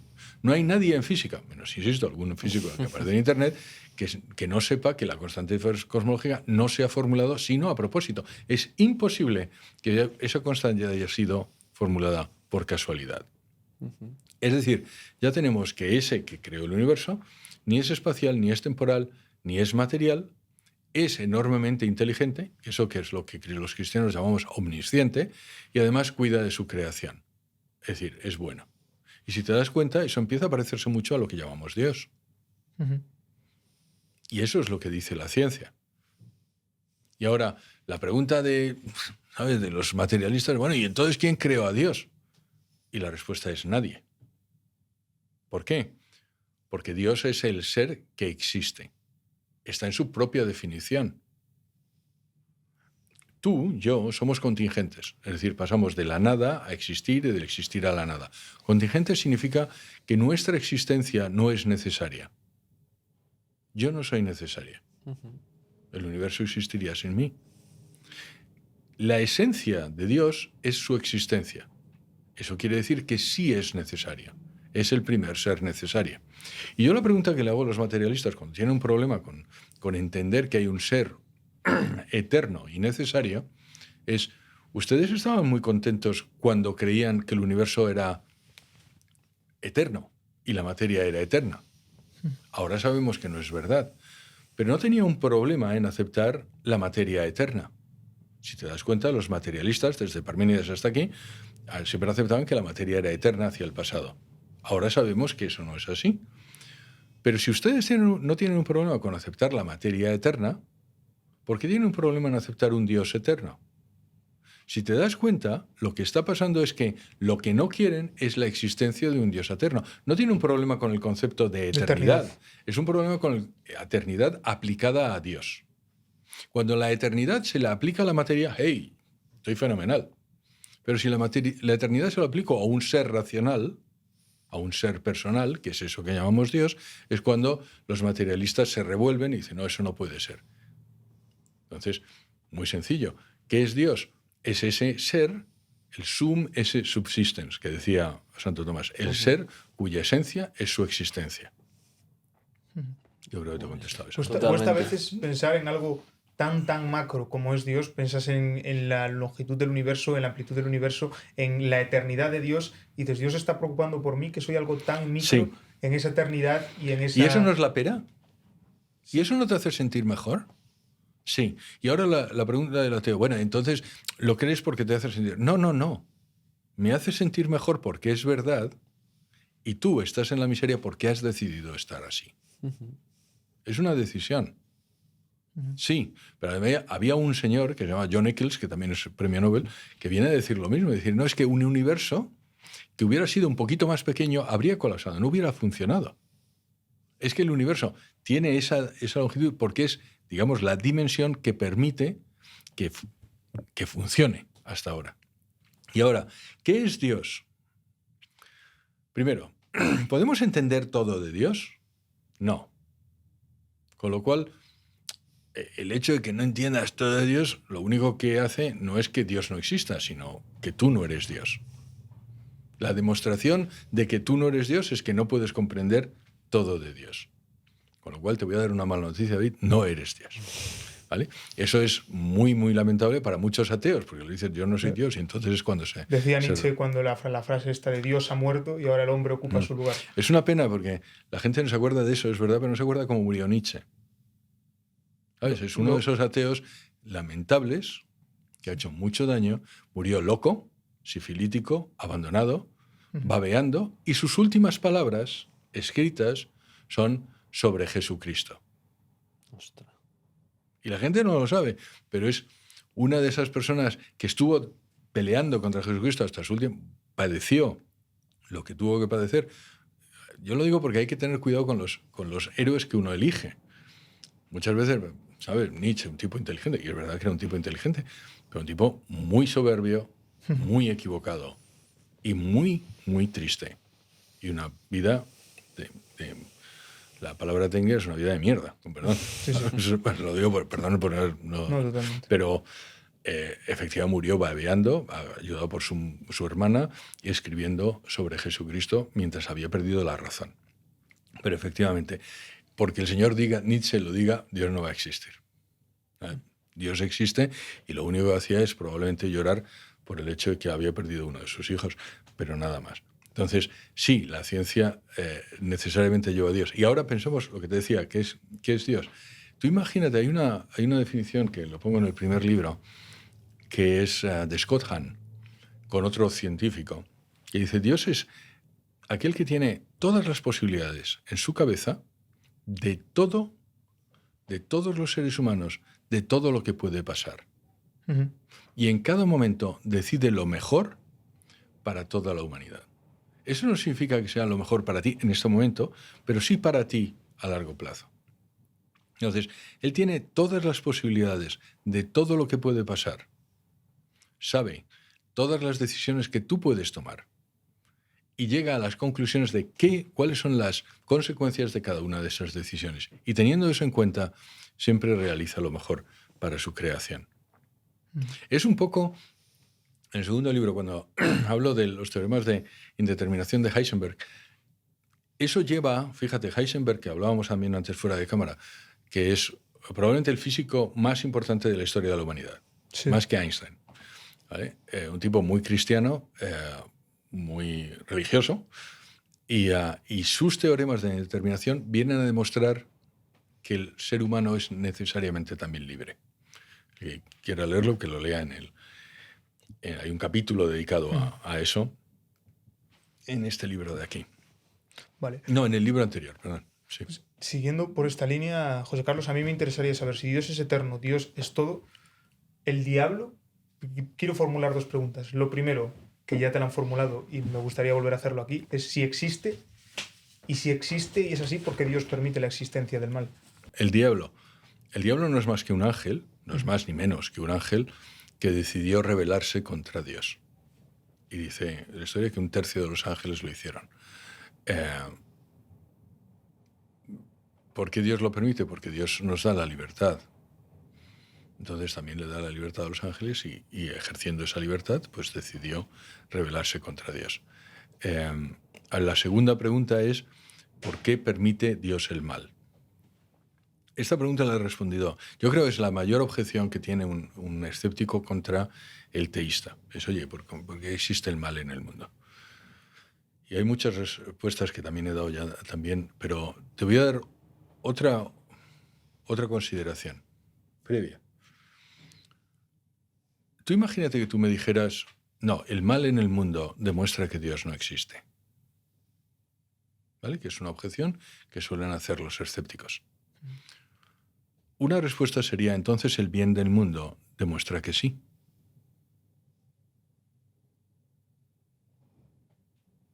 Todo lo bueno que te pasa porque Dios existe.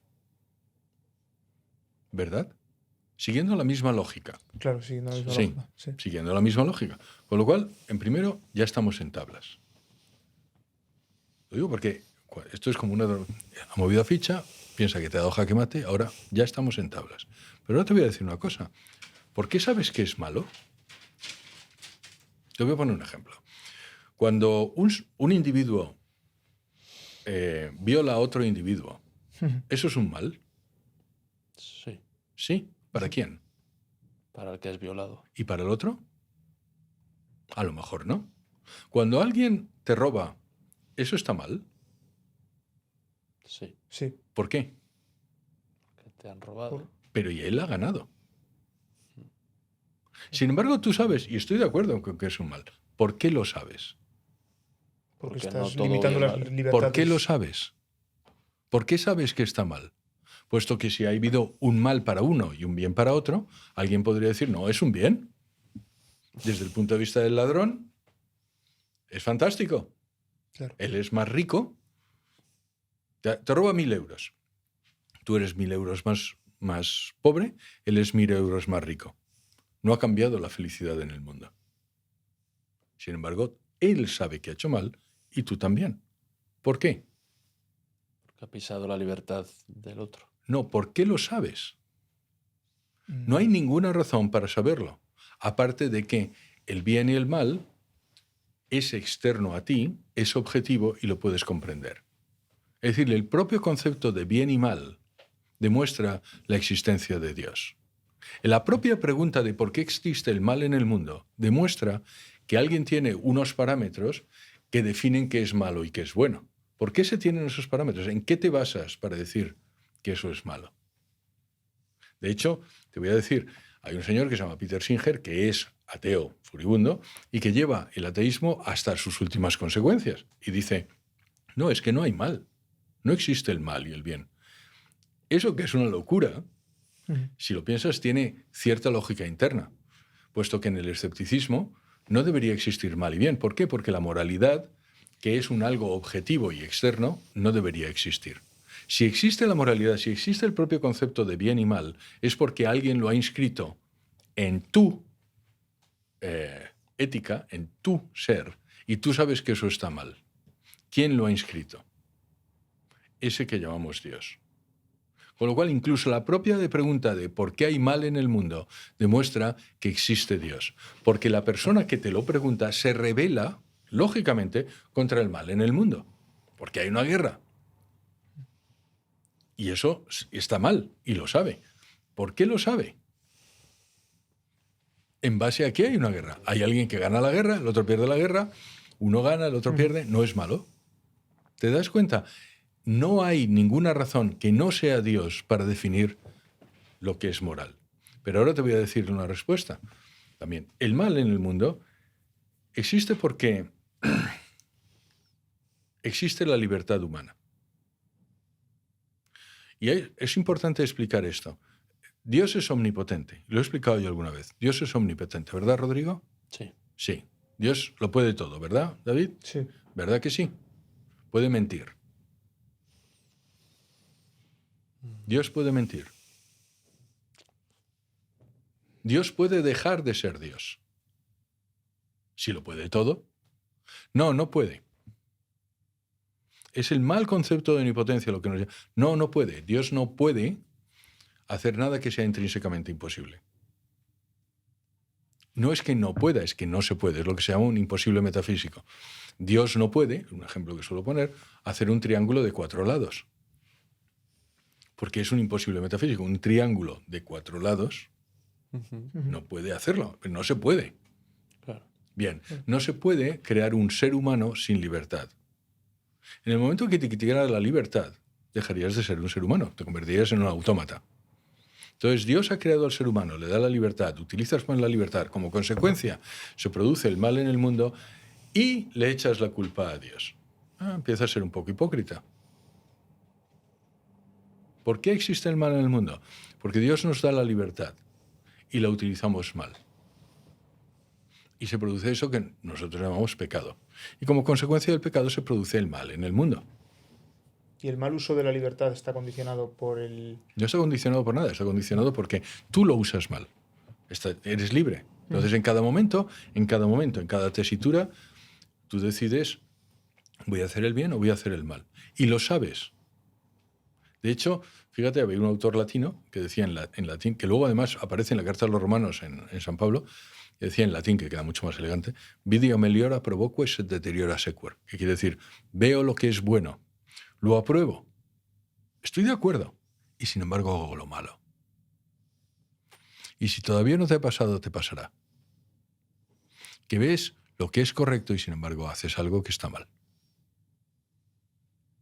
No es que no sepas que una cosa es buena y otra es mala, es que tu voluntad te dirige o decides hacer lo que está mal a pesar de que sabes que está mal.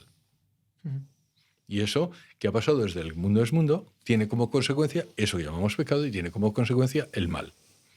Y como consecuencia del mal se produce el mal en el mundo. Entonces, pero la siguiente pregunta del ateo dirá, bueno, del escéptico, bueno, pues que lo arregle. Ay, mancho.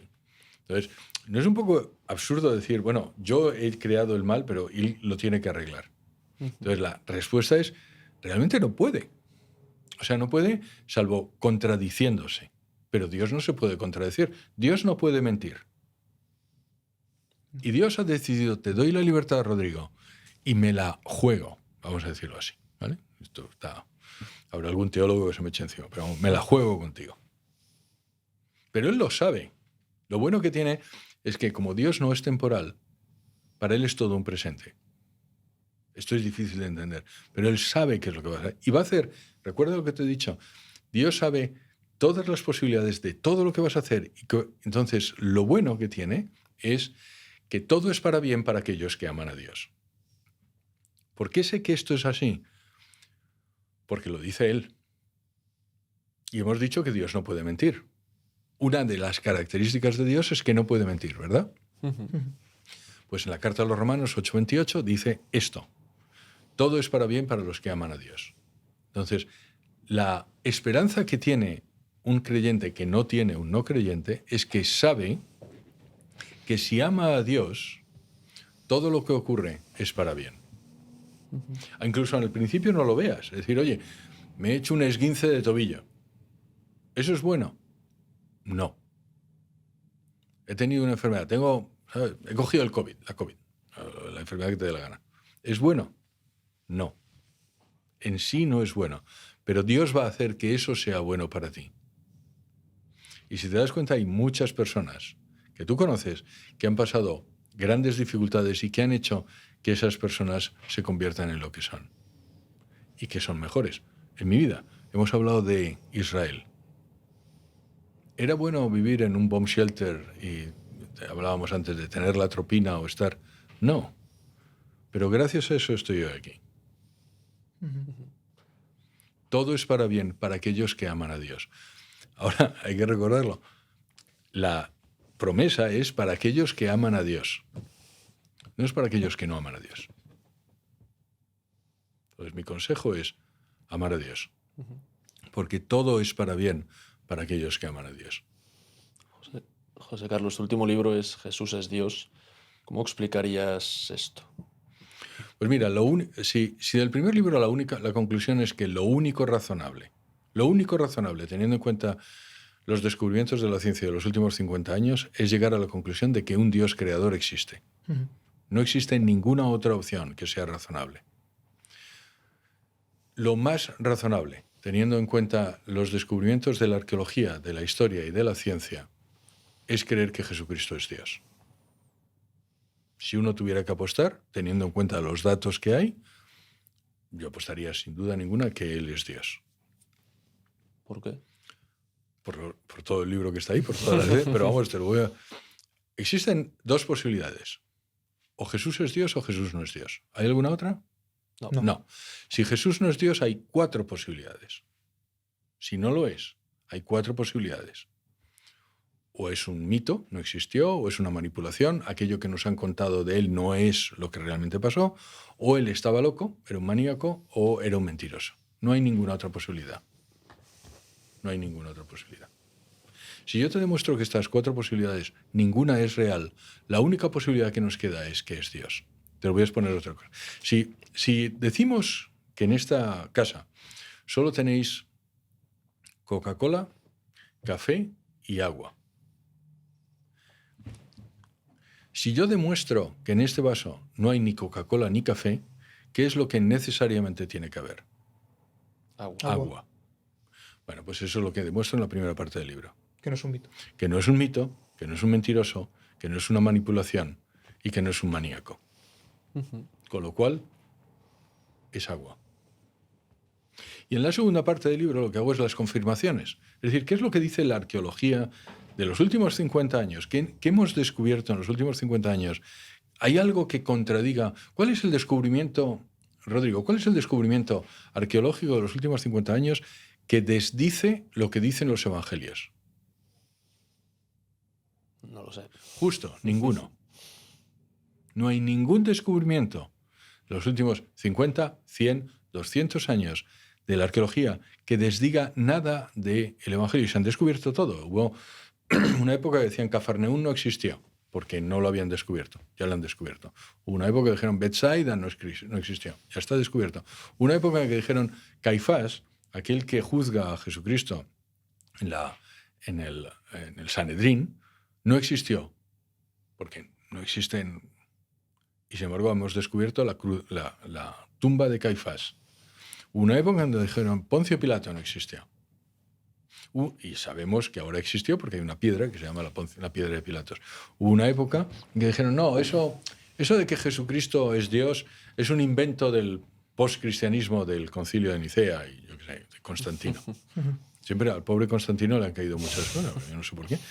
Y lo cierto es que ya hemos descubierto ahora un mosaico en Megido que llama, del siglo II, que llama a Jesucristo Dios. De hecho, está dedicado por una mujer, a Coptus, a Jesucristo, y lo llama a Jesucristo mi Dios. Vale. Hay una época que decían, no, pero es que eso de la Virgen María es un invento muy posterior.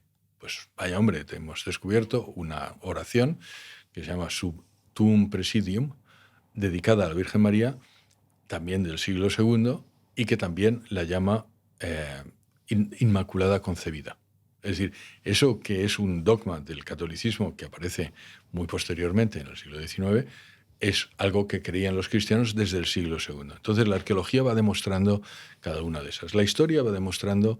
Entonces la segunda parte del libro lo que hago es las confirmaciones de que es agua. Lo primero es, voy a descartar que sea Coca-Cola y que sea café. Y lo segundo es, vamos a analizarla. Entonces, sí, lo más probable con muchísima probabilidad es que Jesucristo sea Dios. Otro ejemplo.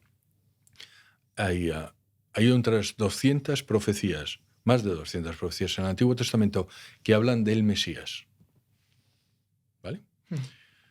¿Cuáles son las posibilidades que una persona cumpla esas 200 profecías? Un infinitésimo. ¿Por qué digo eso? Porque hay un señor que es protestante que ha calculado cuáles son las posibilidades de que una persona cumpla 8 profecías. Y es 1 entre 10 elevado a menos 28.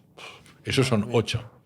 Si lo pongo a las 200, nada, un infinitésimo. No hay ninguna posibilidad de que una persona cumpla haber nacido en Belén, haber entrado en Jerusalén en un asno, que le haya vendido un compañero suyo, que además lo haya hecho por 30 monedas de plata, haber sido crucificado, haber sido sepultado en un sepulcro de rico, haber sido crucificado entre dos ladrones, haber resucitado al tercer día, que haya hecho milagros, que le hayan puesto... Cada una de esas cosas está profetizada. Que además haya sido antes de la caída del templo, que es en el año 70 después de Jesucristo. Que haya sido en las 70 septenas después del exilio en Babilonia, que es lo que dice Daniel el profeta Daniel en el capítulo 9, que dice cuándo nacerá el Mesías. ¿Cuáles son las posibilidades de que una persona haya cumplido eso? Ninguna. Y sin embargo Jesucristo las cumple todas. Todas. No hay ni una profecía. Y es verdad que alguna profecía es ambigua. Y yo reconozco que una profecía de los Salmos, pues puede aplicarse a Jesucristo o no. Por eso digo que hay 200 profecías, porque hay gente que dice que hay 500 profecías. Y hay unas 300 que vamos a decir que son ambiguas. Pero hay 200 que son fetén. Es decir, oiga, le venderán por 30 monedas de plata. Y los evangelios dicen que Judas lo vendió por 30 monedas de plata. Y 30 monedas, también como lo explico en el libro, no es una cantidad estándar, ¿sabes? 1.000 euros. No. 30 monedas no es una cantidad estándar. Es como... Y lo vendió por 1.227 euros. Y fueron 1.227 euros. ¿Me explico? Es decir, pues oye, uno se tiene que rendir a la evidencia. Y luego Jesucristo, hay algo que recordar, es la única persona que dice de sí mismo yo soy Dios. La única persona que haya fundado una religión, quiero decir. No lo dice Confucio, no lo dice Mahoma, no lo dice Moisés, no lo dice ningún otro. Jesucristo sí dice yo soy Dios. Esto,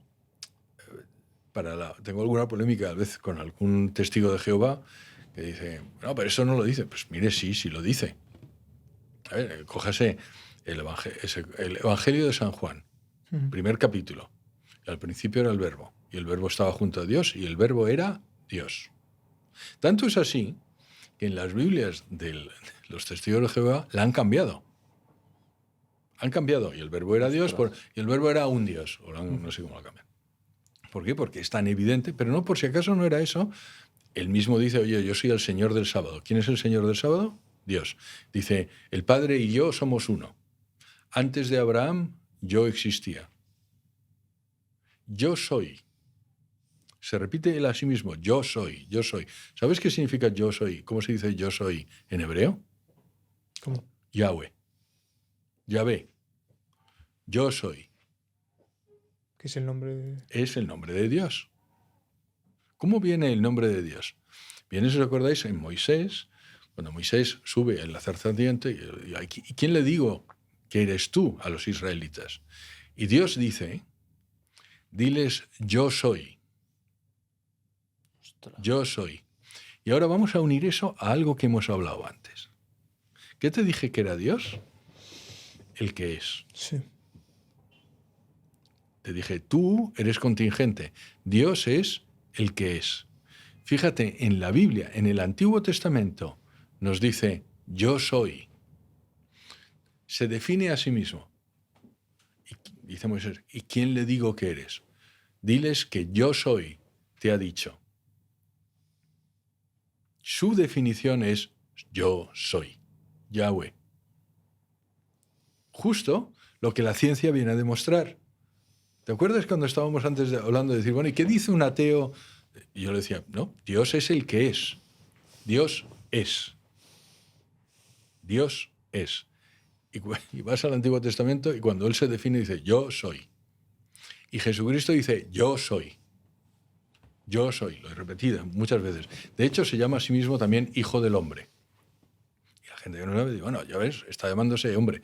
No, Hijo del Hombre se refiere a una profecía de Daniel, en Daniel 7, que dice, y vendrá el Hijo del Hombre, refiriéndose al Mesías, en gracia y majestad y no sé qué, no sé cuánto. Tanto es así que en el juicio con Caifás, cuando Caifás le dice, ¿y tú eres el Mesías? Le dice, yo soy. Y verás al Hijo del Hombre venir en gloria y majestad, refiriéndose a la profecía de Daniel. Y Caifás se rompe las vestiduras y dice, ¿para qué queremos más? Ha blasfemado. ¿Por qué matan a Jesucristo? No le matan por ser un revolucionario, le matan por blasfemia. Le dicen, ha blasfemado, se ha llamado Dios. Eso es blasfemia, hay que matarlo. Fíjate si Jesucristo se llama a sí mismo Dios, que le matan precisamente por eso. Y por si acaso había alguna duda, todos los que están a su alrededor mueren por decir lo mismo. Todos mueren diciendo, sí, este era Dios. Y sí, ha resucitado. No mueren por ninguna otra razón. Y ahora una pregunta para todos aquellos que dicen, que piensan, los escépticos, que dicen, ya, pero eso está manipulado, en la Biblia eso está manipulado. Y la pregunta es, ¿por quién? ¿Y por qué? ¿Por quién? ¿Quién iba a querer manipular en la Biblia algo para luego morir ellos? Porque todos los apóstoles, menos Juan, mueren crucificados, le cortan la cabeza, torturados, le lapidan, le tiran, a uno le hacen de todo, le cortan, sí, la piel, de todo. ¿Por qué iban a querer? ¿Cuál es la ventaja que tiene decir o manipular unas escrituras para ellos morir mortificados, para ellos morir mártires? ¿Te das cuenta que no tiene ninguna lógica? O sea, yo entiendo que en el siglo XXI alguien diga, bueno, pues sí, ¿por qué? Pero estamos hablando del siglo I, en el siglo II, en el siglo III, en el siglo IV. Todos esos cristianos han estado perseguidos por decir, ese señor era Dios, ese señor resucitó. Eso es lo que dijeron, y eso les llevó a morir. ¿Cuál es la ventaja que tenían por decir eso? Ninguna. Entonces, ¿cómo puede alguien en buena lógica decir, no, lo estaban inventando? ¿Inventando para qué? Para suicidarse. ¿Te das cuenta? No tiene sentido. No tiene sentido.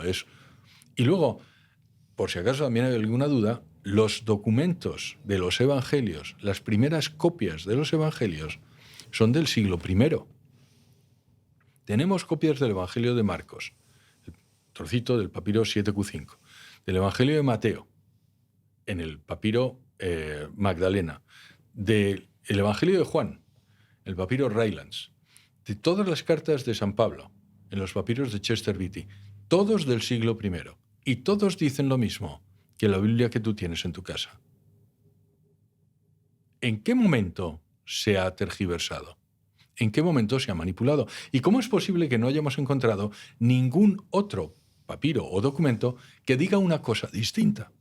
Porque si tú reescribes mi libro y lo escribes como tú quieres, habrá en algún momento alguien encontrará el original. Y sin embargo, nunca nadie ha encontrado esos originales. Fíjate, tanto es así que cuando San Agustín se sale de la secta de los maniqueos, San Agustín vivió como un golfo durante gran parte de su vida y luego, antes de ser santo, pero vivió entre maniqueos, él dice, los maniqueos nos decían a nosotros, fíjate, ya estamos hablando del siglo IV, que habían modificado los evangelios, pero nunca nos mostraron una de las copias no modificadas.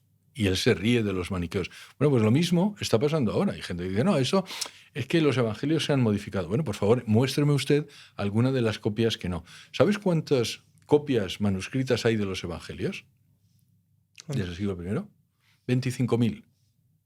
Más de 25.000. Para hacer una proporción, el siguiente libro que tiene tantas copias manuscritas es la Ilíada y tiene 650.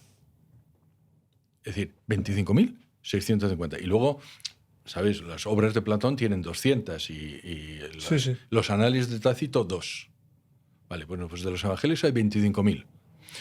¿Cuáles son las diferencias entre esos 25.000, que por cierto están en todos los idiomas, 6.800 en griego, en latín, en copto? ¿Cuáles son las diferencias? Porque se han analizado. La ventaja que tiene el momento que vivimos es que hay software para todo y entonces se han analizado las variantes verbales. ¿Sabes cuáles son? 0.2%. 0.2%. Es decir, ¿cuántas palabras tiene el Evangelio en griego? 138.000. ¿Cuántas palabras son sujetas a posiblemente las han cambiado? 400. 400 de 138.000. Y ninguna de ellas afecta a ninguna de las doctrinas y a ninguna de las creencias del cristianismo. De los 25.000 copias. Entonces tenemos muy claro, tenemos mucha certeza de que todas dicen lo mismo, de que fueron escritas en el siglo I. Fueron escritas por personas que vieron lo que pasó. ¿Vieron lo que pasó? Si yo escribiera ahora que nosotros estamos en Vigo, tú y Alejandro me diría, eres un mentiroso. Eso es lo que pasa cuando escribes algo con todos los contemporáneos. Es decir, aquello se escribió contemporáneamente. Los que lo escribieron dijeron, y este hombre se fue crucificado. Y alguien habría escrito, no, eso no es verdad, porque yo lo vi paseando por la calle, pero nadie lo dijo. De hecho, dicen lo contrario. O sea, Flavio Josefo, que no es cristiano, dice, efectivamente le crucificaron. Celso, que es anticristiano, dice, sí, lo crucificaron. El Toledot Jesu, que es anticristiano, dice, sí, lo crucificaron. Tenemos todos los documentos del siglo I que dicen, sí, lo crucificaron. Sí, los cristianos dicen que resucitó. Y el propio Flavio Josefo dice, y desde entonces le siguen los cristianos, la secta de los cristianos. Yo estoy hablando de personas que no son cristianas. Entonces, insisto, no hay salida. No hay salida. Los evangelios se escribieron en el siglo I. Las copias que tenemos son del siglo I. Dicen que Jesucristo murió y resucitó. Puedes creerlo o no creerlo, pero eso es lo que creyeron los primeros cristianos y murieron por ello. Y Jesucristo dijo de sí mismo, yo soy Dios. He oído escuchar a un señor que decía, no, Jesucristo no puede decir que no puede haber fundado una religión nueva porque él era judío. Y uno se pregunta, no entiendo, ¿sabes? O sea, quiero decir, las barbaridades que se pueden decir contra las... No las barbaridades, sino la forma de pensar con tal de... Vamos a intentar creer que Jesucristo no era Dios y entonces voy a hacer cualquier lucubración para intentar demostrar que no lo era.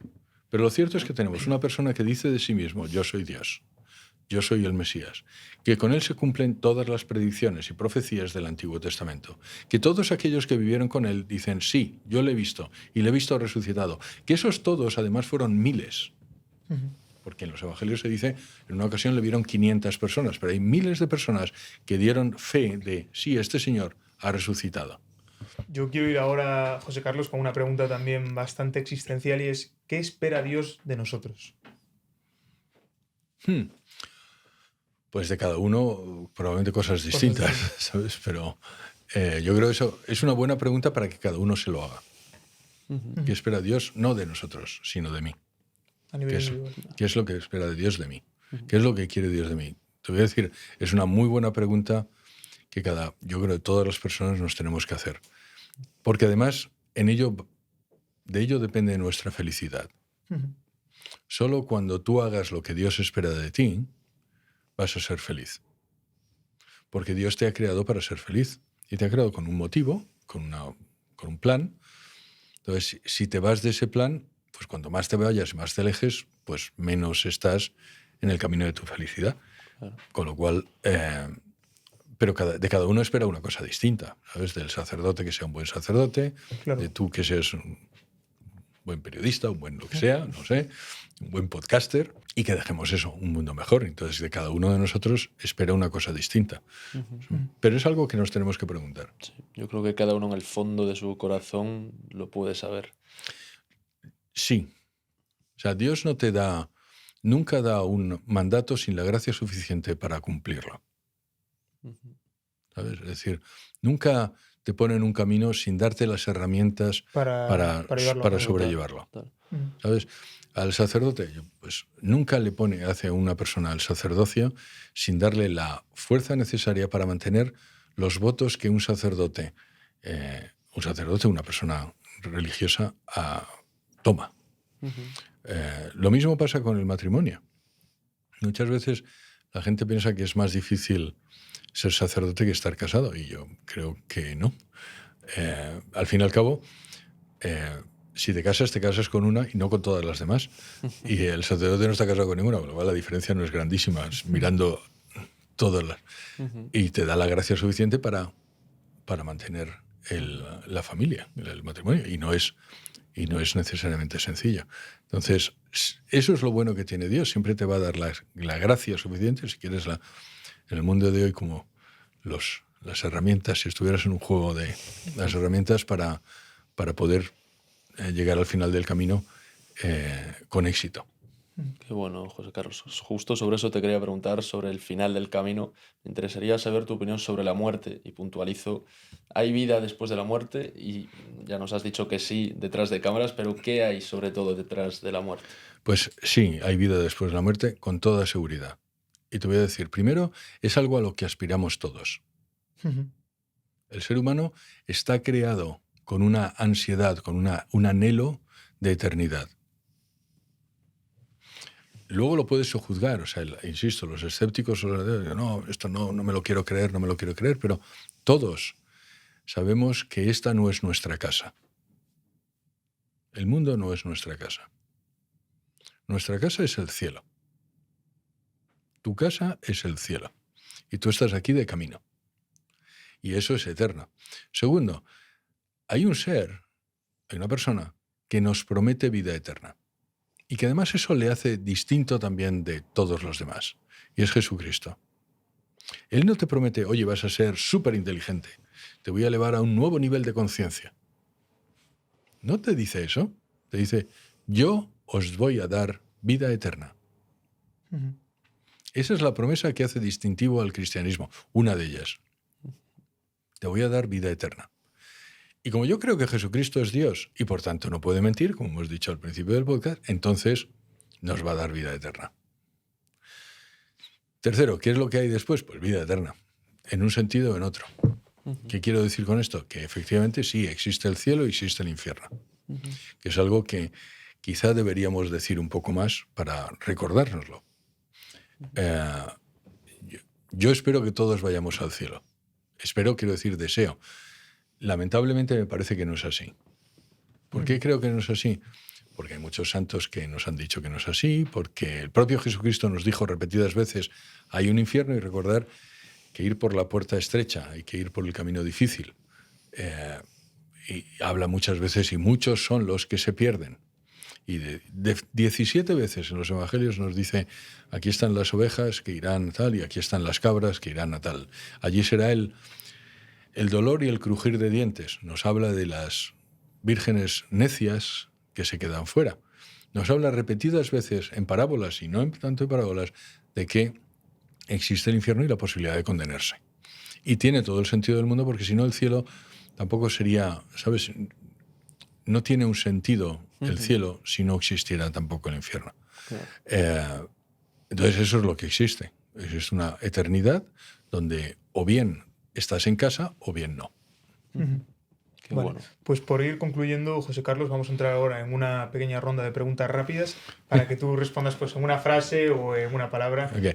Yo voy a contestar rápido, pero a mí me das tiempo para pensarlo. Por supuesto. Vale, Esto, sí, es claro. esto es lo que más Claro. nos gusta a la gente de Más los que podcasts. rápido, corto. Ah, sí, Respuesta ok. corta. Vale. Sí.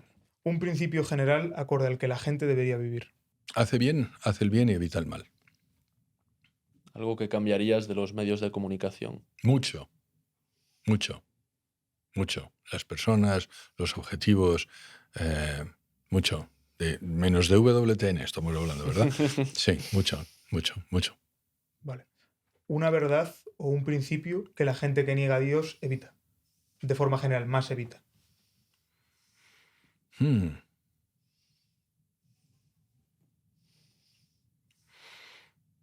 ¿Por qué estás aquí? ¿Por qué estás aquí? Hay solo dos posibilidades. Por casualidad o porque alguien ha querido. Por casualidad o porque... Se evita hacerse esa pregunta. ¿Por qué yo estoy en este mundo? Si es por casualidad, hay desesperación. Si es porque... Solo hay dos posibilidades. O eres una rata con procesos mentales más elevados, no lo digo yo, lo decía Peter Singer, o eres hijo de Dios. Y entonces es la pera. Quiero decir, o es la pera o es mal. ¿Se puede tener éxito sin propósito? No. No a largo plazo, no sostenidamente, no. Se puede tener microéxitos, sí, o sea, te puede tocar la lotería si eso consideras un éxito, pero vamos, no. Éxito en tu vida, no. ¿Qué le dirías a una persona que está perdida a nivel existencial y que no encuentra un horizonte y un porqué en la vida? Que rece. Que rece y que lo pida. Que rece y que lo pida. Una vez más, no nos tomamos en serio a Dios. No nos tomamos en serio a Jesucristo. Jesucristo dijo, pedid y se os dará. Dios no puede mentir. Jesucristo no puede mentir. Pedir y se os dará. Pídelo, pídelo, pídelo. Repetidamente, repetidamente, repetidamente, repetidamente. Como cuando tú a tu padre le dabas la lata de pequeñito, papá, quiero papá, papá, papá, y al final papá te daba lo que quería solo por pesado. Lo mismo, lo mismo, lo mismo, lo mismo. Siempre, siempre, todo el rato. Hasta que se canse. Buenísimo. Ya para concluir, José Carlos, aquí te puedes explayar todo lo que quieras. Si tuvieses un altavoz y todo el mundo nos estuviese escuchando, ¿qué mensaje querrías dar? Pues, mira, además ahora que estamos a punto de llegar a Semana Santa, la buena noticia, que es increíble. Increíble. O sea, yo reconozco que es, desde el punto objetivo, increíble. Dios se ha hecho hombre para salvarte, para darte vida eterna. Solo por eso. Y tiene la lógica, tiene toda la lógica. Pero es increíble. Yo no lo habría hecho. Y ha sufrido la pasión por ti y por mí. Para salvarte, para darte vida eterna. La mejor noticia que nos ha podido pasar es que resucitó. Genial. Y en verdad ha resucitado. Genial. Pues con esto concluimos. La verdad que han sido casi 2 horas espectaculares. Sí, más, diría yo. En las que yo creo que cualquier persona que tuviese dudas, cualquier escéptico se lleva más que buenas razones. Algo para pensar, por lo menos. Algo para pensar, Desde por lo menos. luego. Sí. Y la verdad que nosotros nos llevamos un valor tremendo después de esta conversación, José Carlos, así que Muchísimas gracias. Gracias Gracias a por estar vosotros. Gracias, Alejandro. Gracias, Ainhoa. Y que Dios os bendiga. Muchísimas gracias, José Carlos. aquí. Igualmente.